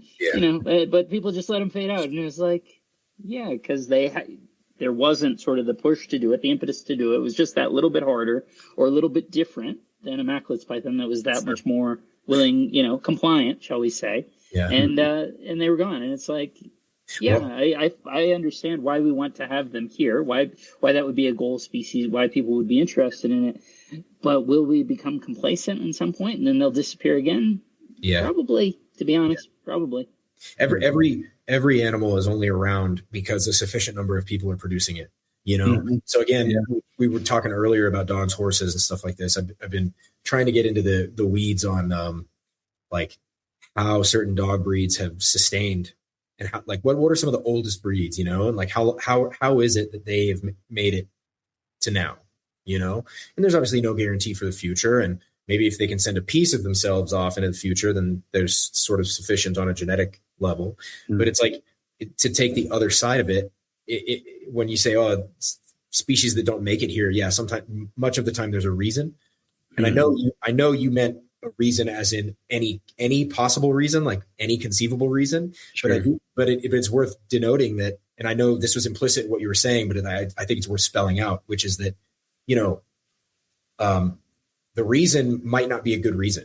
It might just be nobody did it. Like there was, it doesn't have anything. Slightly harder, slightly different, slightly whatever. Yeah. Just timing. Speak to someone at the right time. Even just timing, right? So it's like, even if the species would have been a good call, like a good candidate, it just, the person wasn't there to catch them on some level. Right. Well, and Uromastyx is so niche, and there have been so many small windows on particular groups, Rainbow Bantee, right? There's one shipment, 2 shipments, whatever. And if it weren't the people at that point in time, then it doesn't happen. Well, we were talking about the Hardwicki, the Indian Euros, right? This group that was imported in 2024 was the first group that was imported in the United States in 20 years. Right. And the last time they were brought in was for a university, not for the trade. Yeah. So it was even further back when they were here last, imported anyway. And there were hundreds brought in. And I'm telling you, I can name 5 people who have them still. Mm-hmm. Like, some of them are out there, surely floating around. Yeah. But it's how many of them are going to make it into breeding homes with consistency? How many people who buy the babies are going to continue that work forward? I mean, it's so precarious, immediately precarious. Not like, oh, there's a glut of them and everyone takes it for granted because there's 12 ads on Morph Market for Hardwicki. Right. And everybody says, it's fine. They're here. No problem. But J-Rye, they're exactly the same thing. J-Rye are now, you cannot, CITES recommended that they no longer get exported from Mali. And so the only way to get J-Rye out is through Ghana and Togo, where the ball pythons go out. And I would be willing to bet that they're not going to risk their ball python trade for a few dirty Uromastics. They're just going to be like, no, it's fine. We don't need to do it. And because they're not fetching high dollars, right? They're a cheap species, you could say. And so it's like, I'm just going to bide my time. In 10 years, there's going to be no J-Rye in the United States because it's just, they're not going to have been brought in. People won't have bred them because they were a throwaway species to some people or whatever.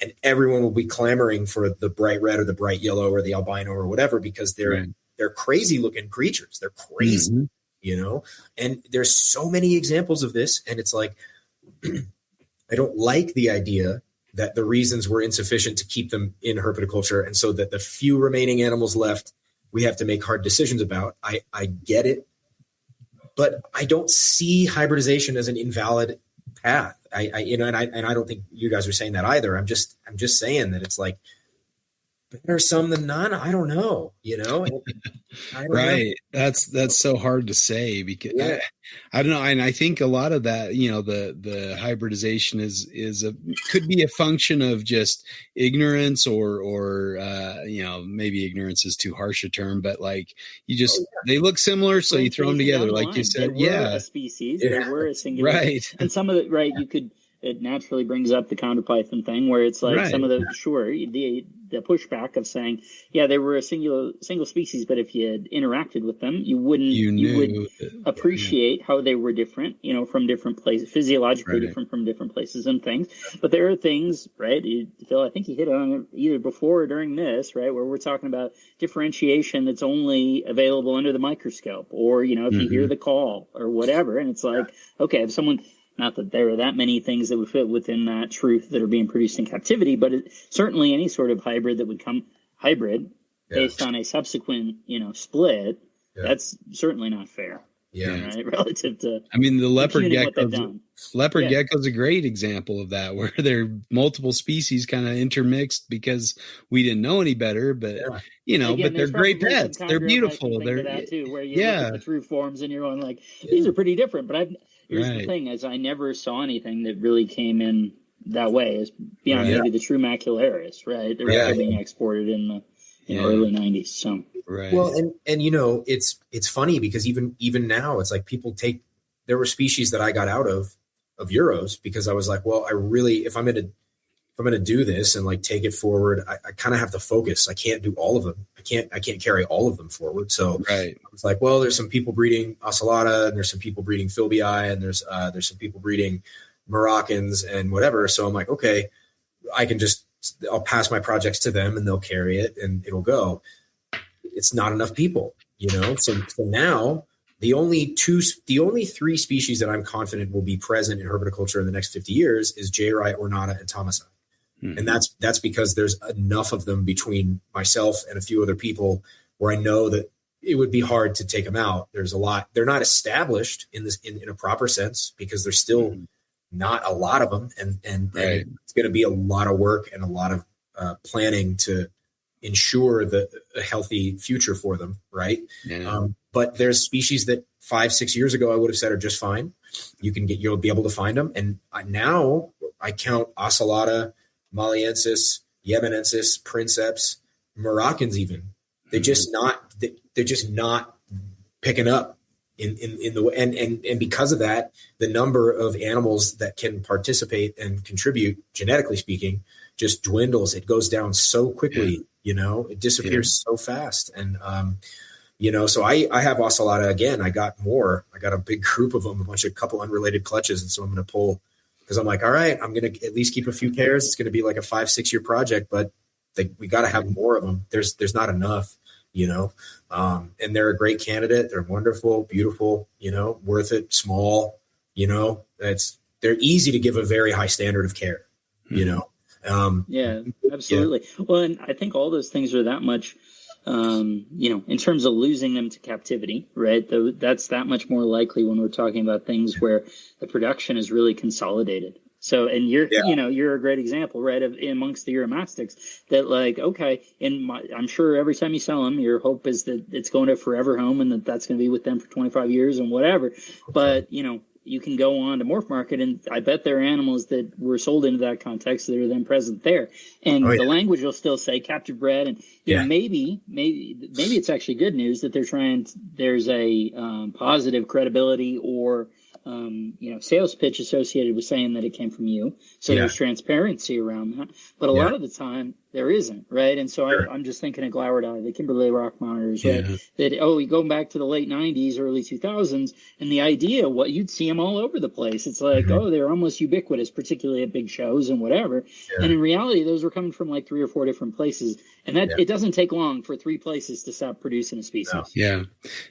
Divorce, fire, you know, like those kind of things can take out a whole, or a death, you saying, know. hey, I'm doing it. Right. It doesn't even need to be as dramatic, but certainly any of those things make it a big problem. Yeah. And sometimes success kind of is the negative for a species in captivity, because I mean, you look at Australian water dragons and you know, Bert's producing plenty of those. Nobody really needs to work with those. That we'll have them forever. And then Bert passes away, and then all of a sudden they're a rarity. And you know, where were the thousands that Bert produced? Where are they now? And why are they not, you know, being productive?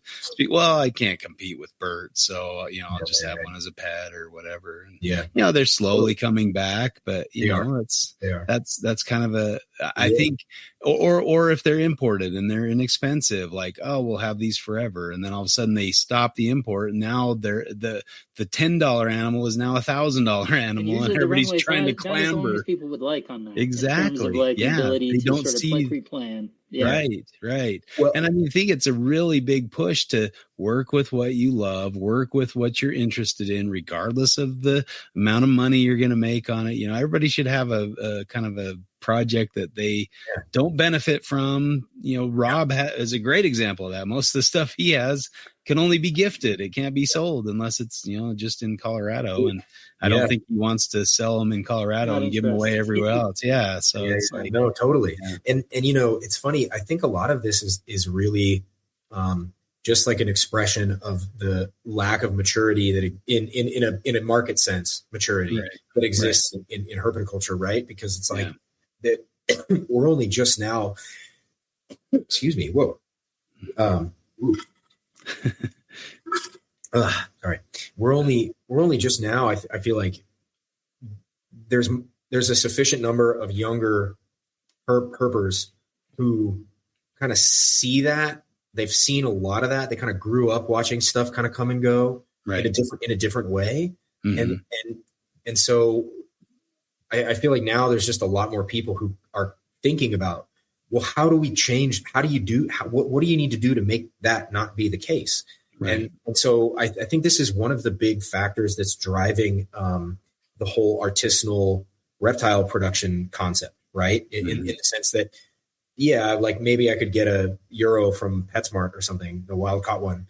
But like, if I go get one from this guy in Colorado, I not just know more about what I'm getting with that animal, but like I'm getting lifetime consulting and support and help from the guy who did it, who knows how to breed this, who bred this thing. And it's like, it's not just the kind of support that it's not just like a term, right? Like it's 40 hours of my week are contributed to talking with people and helping them through the hardships that they have with Euros, helping them through challenges, helping them with ideas, you know, like them bouncing questions off of me, all of that. Like it is such a massive amount of the way I spend my time that it's like that to me, I think is the thing is, you know, that sort of behavior, more personalized herpetocultural interactions, coupled with the evils of social media, will hopefully, I think, is going to be one of the things that sort of matures herpetoculture as a market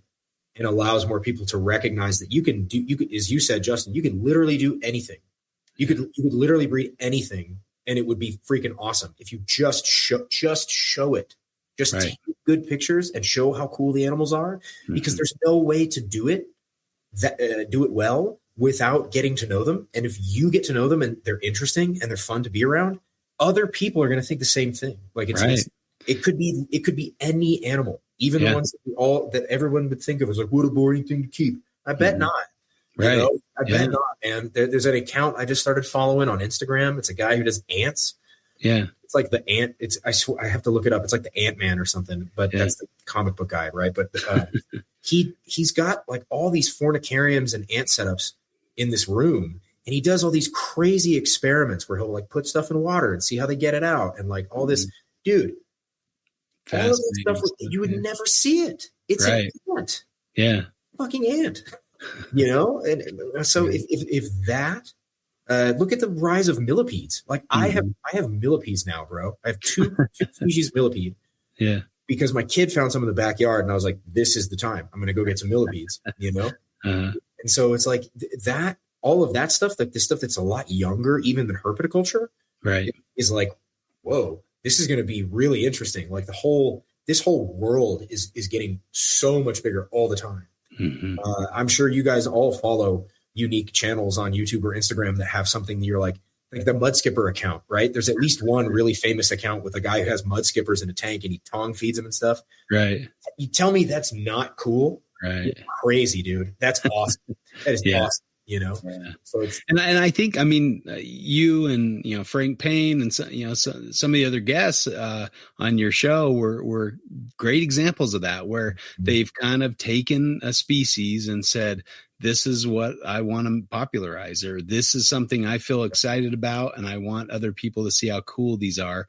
Yeah. And just their passion and their excitement for them does the job. You know, they make a business out of it or whatever. And you know, I don't think that's, as long as you're conveying that or showing how cool the species you work with are. I think there's enough people in the country that you're going to find your people and, you know, your group or whatever, you know. Yeah. I love Uromastyx. I don't know that I'll ever keep any, but man, I could talk or listen to you talk about Uromastyx all day, you know, and just be as geeked out as if somebody was talking about Australian pythons, you know, just because there's so many cool species, you know. Yeah. Dude, let me tell me about it, man. I know what you mean. I feel the same way about any of the things that you all specialize in. I listen to the show all the time. You guys have it's such a cool podcast. I love the stuff that you guys and your guests all talk about, but it's like, you know, the project that I have that kind of, you know, the Euros obviously are like my main thrust, right? Mm-hmm. But the one that I think,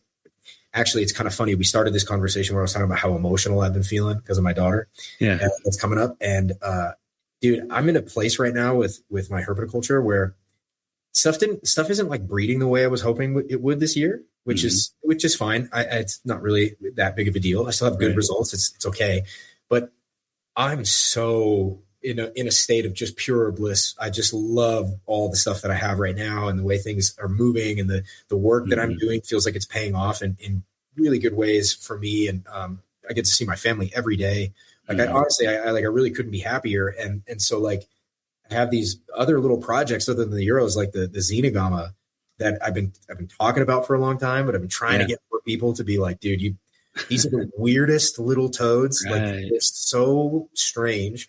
Yeah. And I'm just like, I'm just stacking them. I'm just hoarding them all. I've got like 50 of them right now because they're breeding a lot, and I got a lot of cool babies coming out, and it's like that's a great example of like I don't profit on it. I don't make a profit on this at all, you know, because I'm just trying to put in the legwork and build the market, because it's like I'm telling you, this is one of the weirdest lizards you'll ever keep. They're so cool, you know.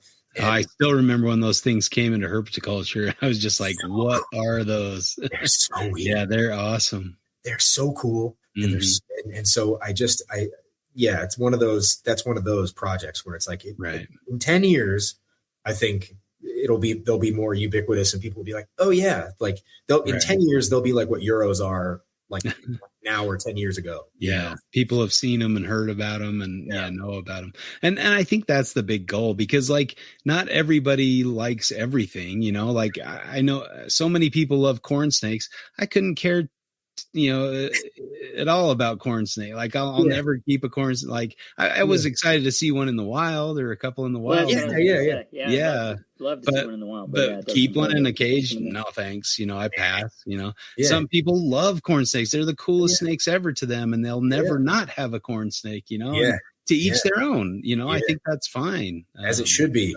Right. Yeah, exactly.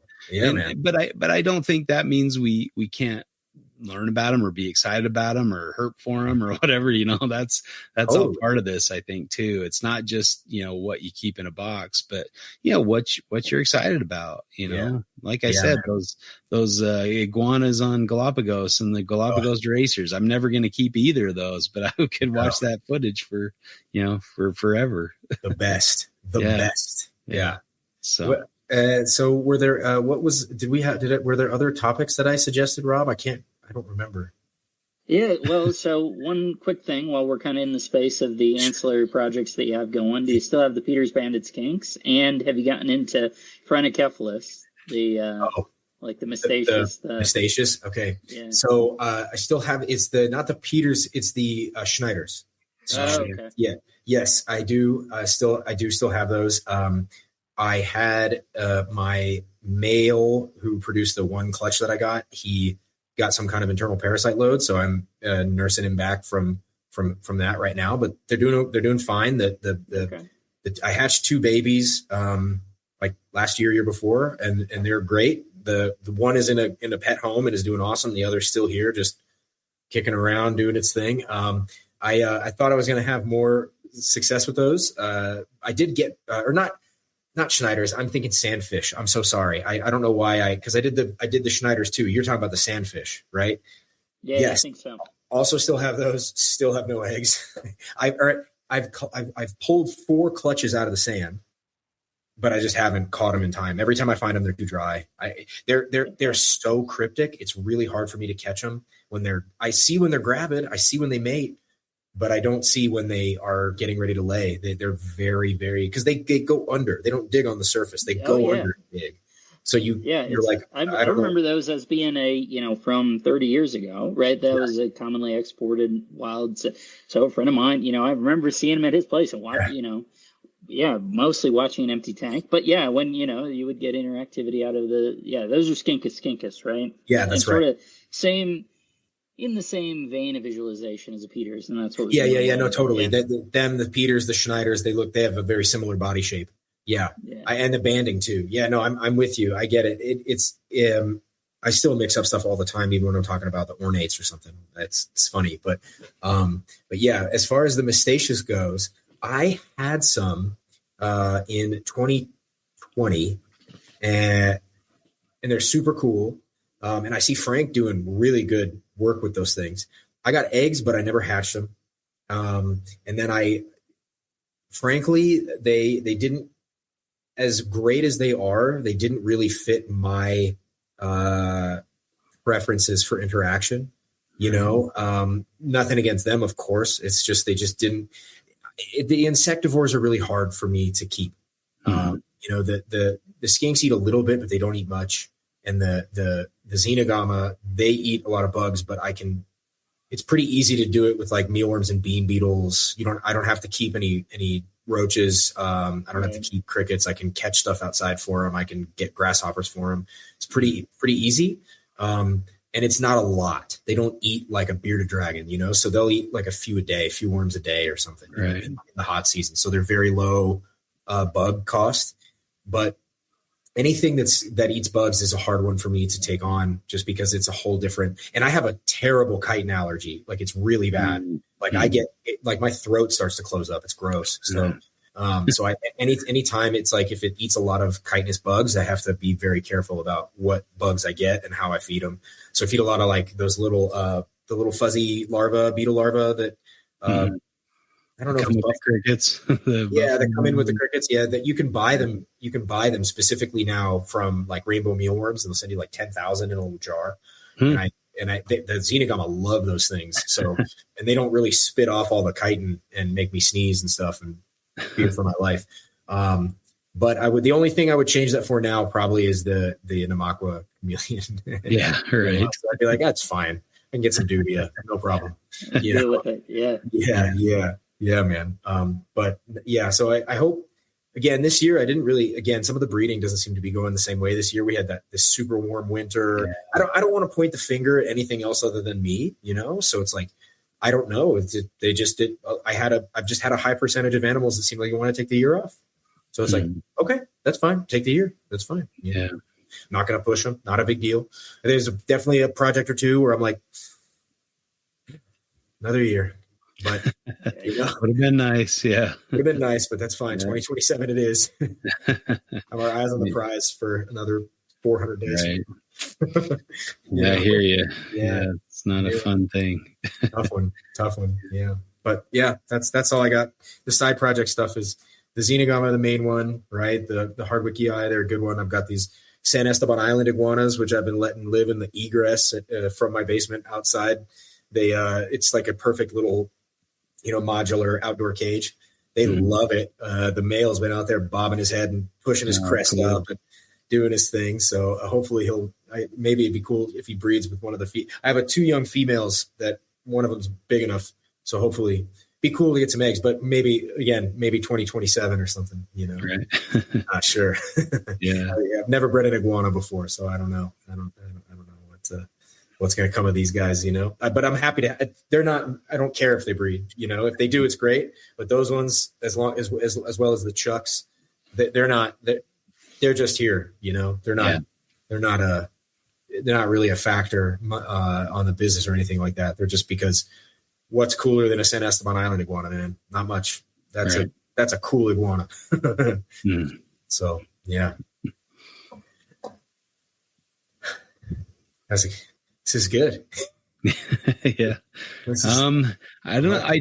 I think maybe your thoughts on starting a new project or a new morph. Right. Yeah. Okay. Sure. Yeah, So kind of talked about that a little. Yeah. Let me. I'll differentiate between the two because I think they could be different. But Right. if it's a new project, I think that it's an important thing, right? Call it the reptilian research and development part of things. Right. I think the primary thing is you just have to chill. You have to just wait, right? I think if you don't give them a good 2 or 3 years, you probably not doing them much, if not longer, depending on what the project is, right? Right.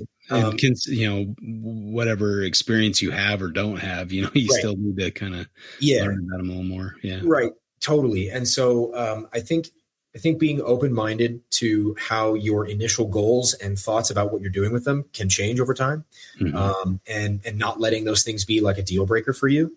I feel like it's anytime you take on it's just like when you take on anything new, you really have to be willing to stick it out for a while to really get a sense for, because how well do you know it? How well can you really judge whether or not it works for you if you don't do your due diligence and give them the time of day and your time, basically just sitting there hanging out with them doing nothing.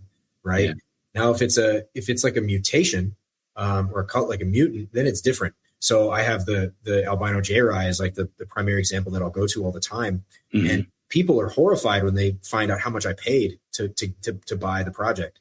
It's a shit ton of money, but I didn't buy it. I didn't do it because I want to flip the first babies for the same price as fast as I can, because before the price drops, because I bought the project as I think we were talking about this before we started recording, right? I was saying that the idea is that I'm buying the project so I can have it in my facility for the rest of my life. I want to be able to produce them forever. And that's a tiny cost compared to the cost to buy in. Like it's not much when it's a 50-year time horizon, it's not that much buy-in. Right. But additionally, I've of course, like things change, and I'm, never going to necessarily say no to certain offers and whatnot. But generally speaking, my general goal is basically just to stack them, hang on to them for as long as I have to. And then I want them, when I sell them, I want them to be accessible to any of the people who buy my lizards. And so the long and the short of that is to say they're going to be sold for a very reasonable entry price, like 1/20th of what I paid. Okay. So, but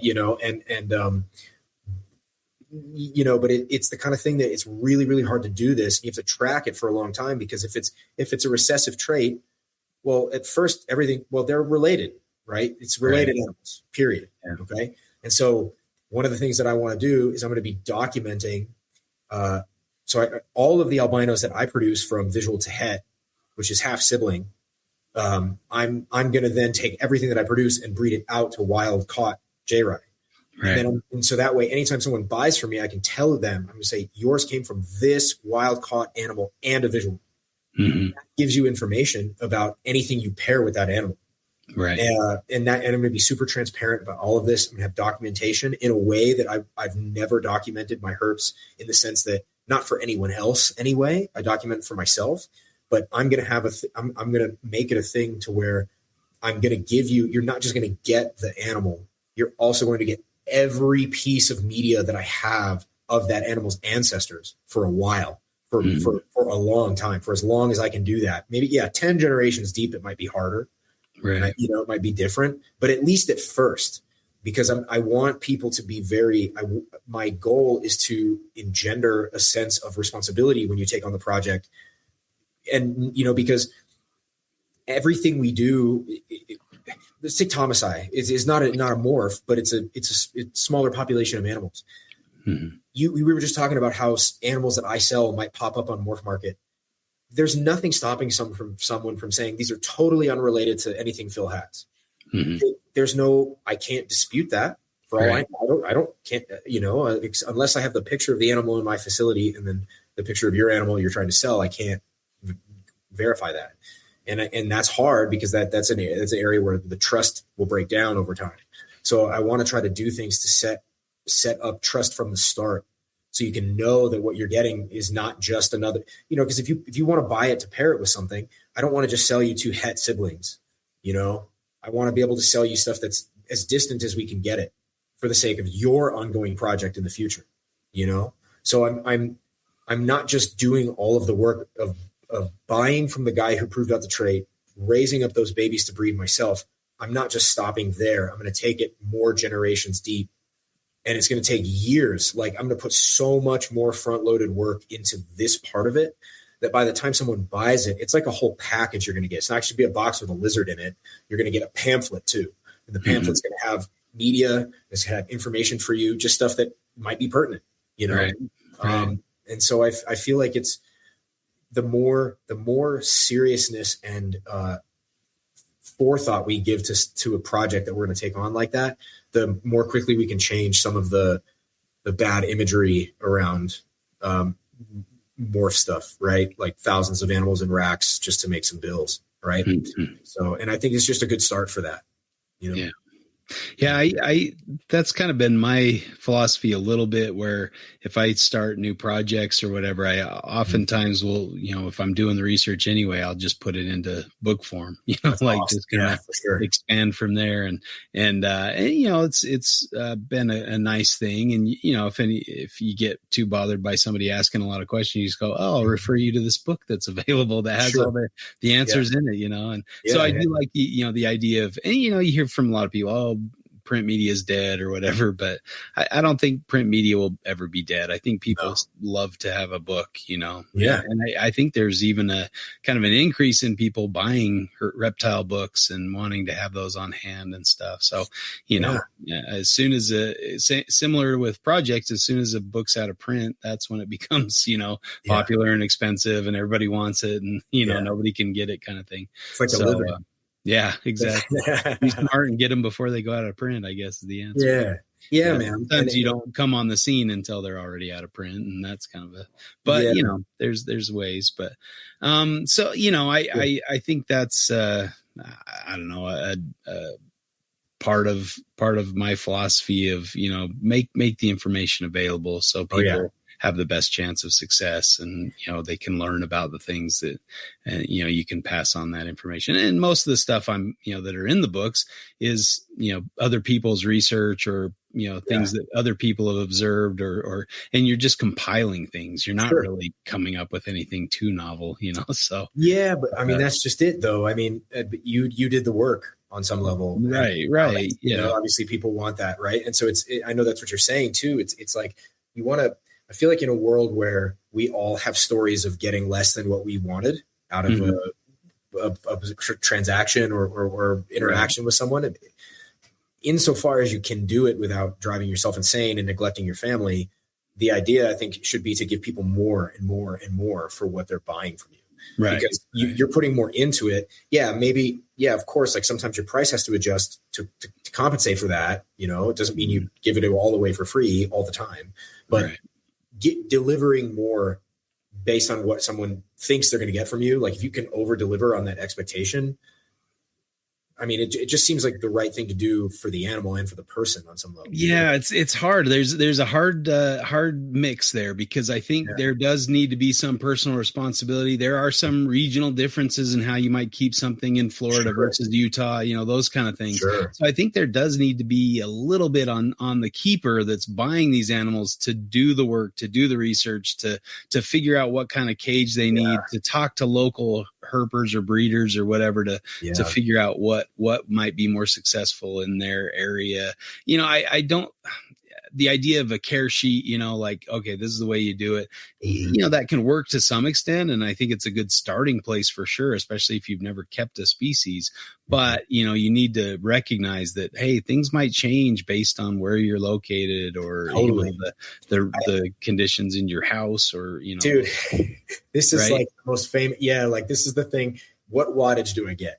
Right. Bro, I love where your head's at, but that is, I'm so sorry, but I cannot answer that question. Right. I know I can buy a temp gun.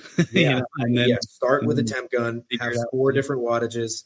You have to check it during the year, you know, like don't just set it and forget it, because I was out in my herp room the other day and I'm like, why are all my snakes, you know, piled up on the cold side of the cage? And then I measure, I'm like, oh, because that basking lamp is great during the winter when it's cold, but it's too much during the you know, hot time of the year, you know, in these new cages that I've set up. It's like if you buy a mattress from me and I say, and then someone says, what blanket do I get? Yeah, right. No, man, get a blanket. Like, figure it out. Like, you know. But of course, do you like a weighted blanket? Do you like a fluffy blanket? Yeah, But I think, but that's exactly the thing is to have that conversation with them and say, here's all the reasons why you need to do it. You need to get a temp gun and have maybe 4 wattages, right? Because it's going to change based on season anyway, right? So you're going to adjust in the winter and the summer, just like you were saying. So have these 3, 4. I can tell you a brandable.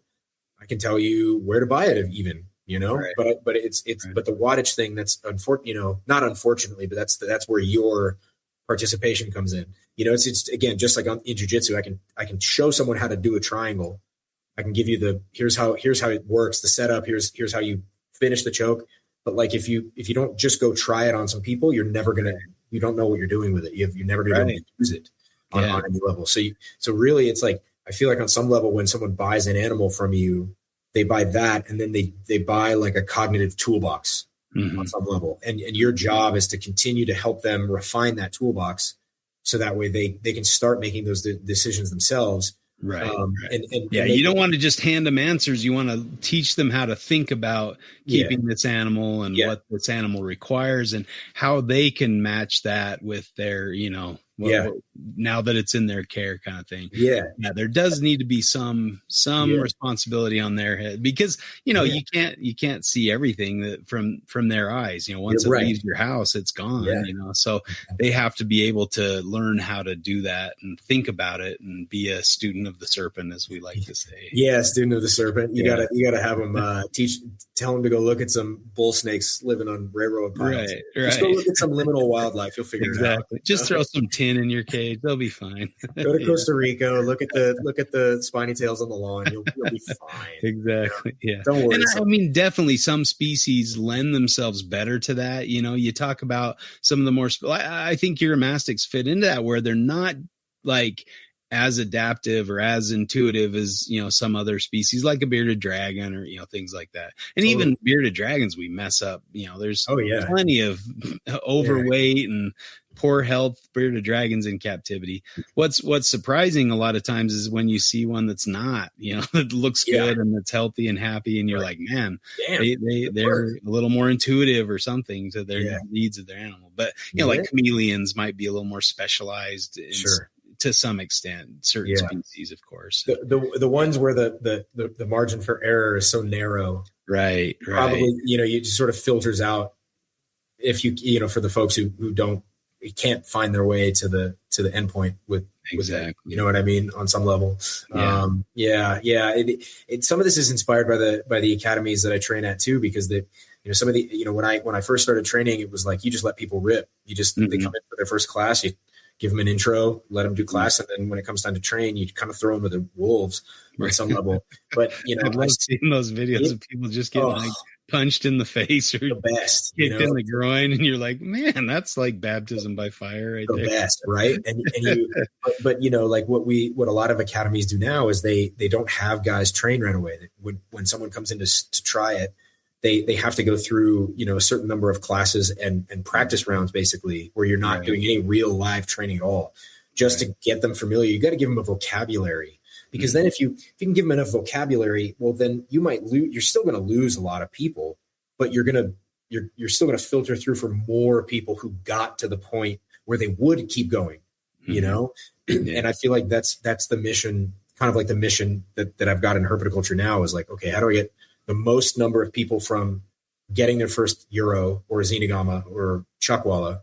How do I take them from I got my first one to I've given you enough information and enough coaching and enough guidance where you now have the tools to decide how you progress with this, and you don't really need me anymore. You don't need my information. You might refer back to it. You might use it as like a guide, but you're not going to do it identically to the way I do it. And you develop the relationship with the animal. It's a lot more like having a dog, it's probably not going to be the exact same food that I feed, but you're still going to do just fine.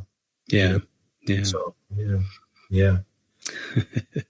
It is a tricky thing when you're selling animals. I think that's hard.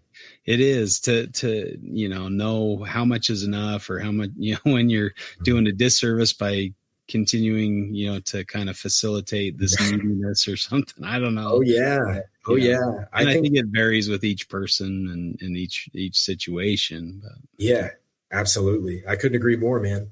But I agree. We need to put, that effort into educating, people, especially if they're buying animals from us. Like, come on, we want to give the animals the best chance of being happy and healthy in a captive environment. Yeah. It's like your service to them doesn't end when you ship them out and they arrive at their destination. Right. Right. They're still kind of in your care on some level. Yeah. At least insofar as they can be, Yep. Yeah. And there's definitely responsibilities on the keeper side to let you know if something, some issues happening. You don't want to check back and go, oh yeah, that animal died, it had this thing. And you're thinking, well, I could have helped you with that. Why didn't you reach out? I think there's some embarrassment, like, well, I failed, that kind of thing. I mean, who hasn't failed in this hobby? And, there's definitely, oh, it hasn't eaten for 4 weeks. And like, why didn't you tell me 2 weeks ago, or that kind of thing? Like that was a problem for 2 weeks ago, you guy. Right. Right. Yeah. There's a funny writer that I follow, and he calls himself a shame exorcist, which I really appreciate. I love that as a concept. And I feel like there's a lot of shame exorcism needed in herpetoculture. For sure. But of course, a lot of that comes from people who get pissed off at you posting a question online or something like that. So people are afraid to post and whatever. So we gotta kill that. We gotta be like, listen, man, just ask. We've all been there. We've all been there. We've all done it. I did it too. I've done stupid shit and been like, fuck, I shouldn't have done that. Yeah. We've all done it. It's okay. It's not, the sun will rise tomorrow. We'll be all right. We'll get it together, guys. We got it. We're doing it. We're doing it right now. For sure. Well, I think that's a good kind of note to I think we've been going a couple hours here, but really great information. Always fun to have you on. You're just so enthusiastic, and your passion really shows through, and I appreciate that. And thanks, man. As Rob, and this is great to have you back again. Yeah, thank you both. Likewise, it's great to this exact exchange is the whole reason I even want to do this. It's like, this is so much fun. This is like, it makes the animals just as cool. Yeah. It's like just as cool as having the animals and being able to talk with friends and like-minded people. So thank you guys for the time, and thanks for doing the podcast in the first place. It filled many of my work hours. Likewise. I mean, tell the listener, if they don't know, where your podcast is and where they can find it. Yeah. So it's the Project Herpetoculture podcast, and I'm on the Animals at Home network. And so it'll pop up there among Dylan's show, the Animals at Home podcast, and it'll pop up next to Reptiles and Research as well. Awesome. And so all three of those shows are on the network. You can find them. And then I'm the same on YouTube and Instagram. And then Arids Only, which is the reptile business itself, is also on all the socials. So you can find anything I do in any of those places. Yeah. Awesome. Yeah. All right, man. Well, at the end of the show, we kind of like to see if there's anything cool or new in herpetoculture or herpetology that you've seen that's kind of got you excited. I think you're talking about the Sara species and the fact that they're available now. That gets me really excited to see that. You know, that's a species I might be able to see, you know, at a show or something like that, or in your collection. That's cool. I agree. I think that the two things right now are going to be the Sara and then the San Estebans. You know, like the Sara feel great because it's just it's a Euro that I've never bred, never worked with. So, you know, and they were basically gone from herpetoculture almost when I started. You know, they were around, but not much.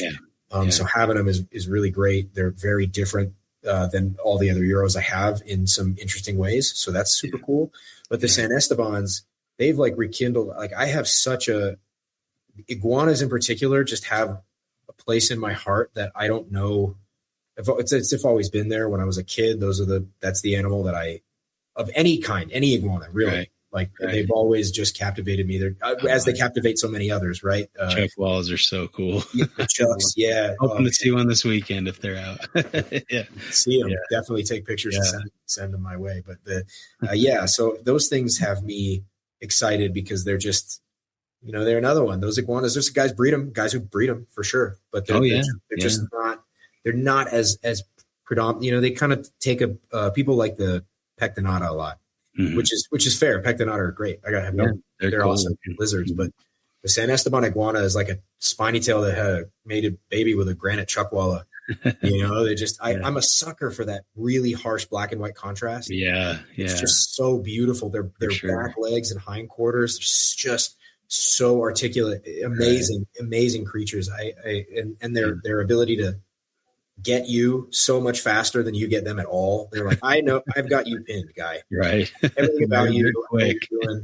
Get away from me. You know, they're so cool. I love their trust, man. I was doing a trip in Mexico with a buddy and one of my daughters, and we went out to this Nolasco Island, just this island off the coast of Mexico. And I'm kind of, you know, we're coming in, we're going to swim with sea lions or whatever, you know, and I look on the island and all of a sudden I see all these big old lizards moving around and they're spiny-tailed iguanas. I'm like, oh, that's cool. I didn't know they'd be out here. So I'm taking pictures with my zoom lens and stuff.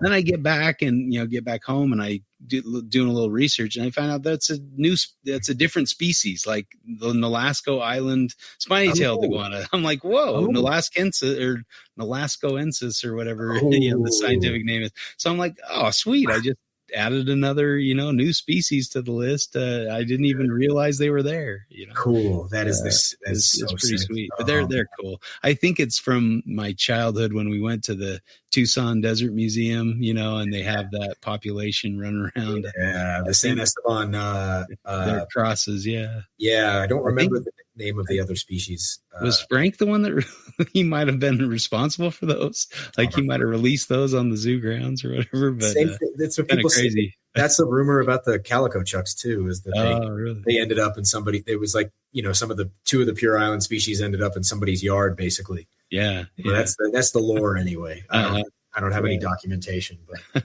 you know. But I just have always had a soft spot and thought those were just really cool lizards. Yeah. Me too, man. Me too. Yeah. Me too. Awesome. Well, thanks again so much for coming on. I don't know if Rob had anything else to add or if we're... No, I'm good right now. I did get Craig Trumbauer's book shipped to me. Oh, nice. You got it. Pines, Bulls, and Gophers. Yeah, it turned up. So that was good.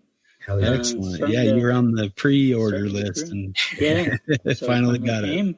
That's good. And I know Eric's came today. I think I only got one as well. So that was good. Nice. Actually, I guess timely or whatever. We did... earlier this afternoon, talk to Brian Taylor, who was the original co-host of Reptile Radio. Unfortunately, we StreamYard, I think just because Brian was on there and, you know, he's bringing the 2007 Blog Talk Radio energy, somehow both Owen and I, we could hear and talk to Eric, but Brian couldn't hear us. So we were having like Eric communicate the questions. So it'll be he has many hours of editing in front of him. Right. And dang. But it was good. It was cool to see him, cool to talk through that, kind of his vision. He was definitely the Owen of the proceedings, but no, it was great, and he's back into reptiles. And, cool. Great. I'll be interested to hear that. That's going to be cool. Very cool. Awesome stuff. Do you guys think would it be okay if we would I be able to get the file from you from this so we can co-release it? Can I do it on my show too? Or if not, that's okay. I think so. That's fine. Yeah, I'm kind of we're just along for the ride, man. So the short answer is yes, but we'll work with you on it. Yeah. See if it's okay. If it's okay, it'd be cool. But if not, that's also fine. I totally understand. No, I mean that's the beauty of and I'll shout out Eric and his efforts. He just said record material, send it, and I'll do the rest. And he does the rest. That man he's amazing. So thanks again.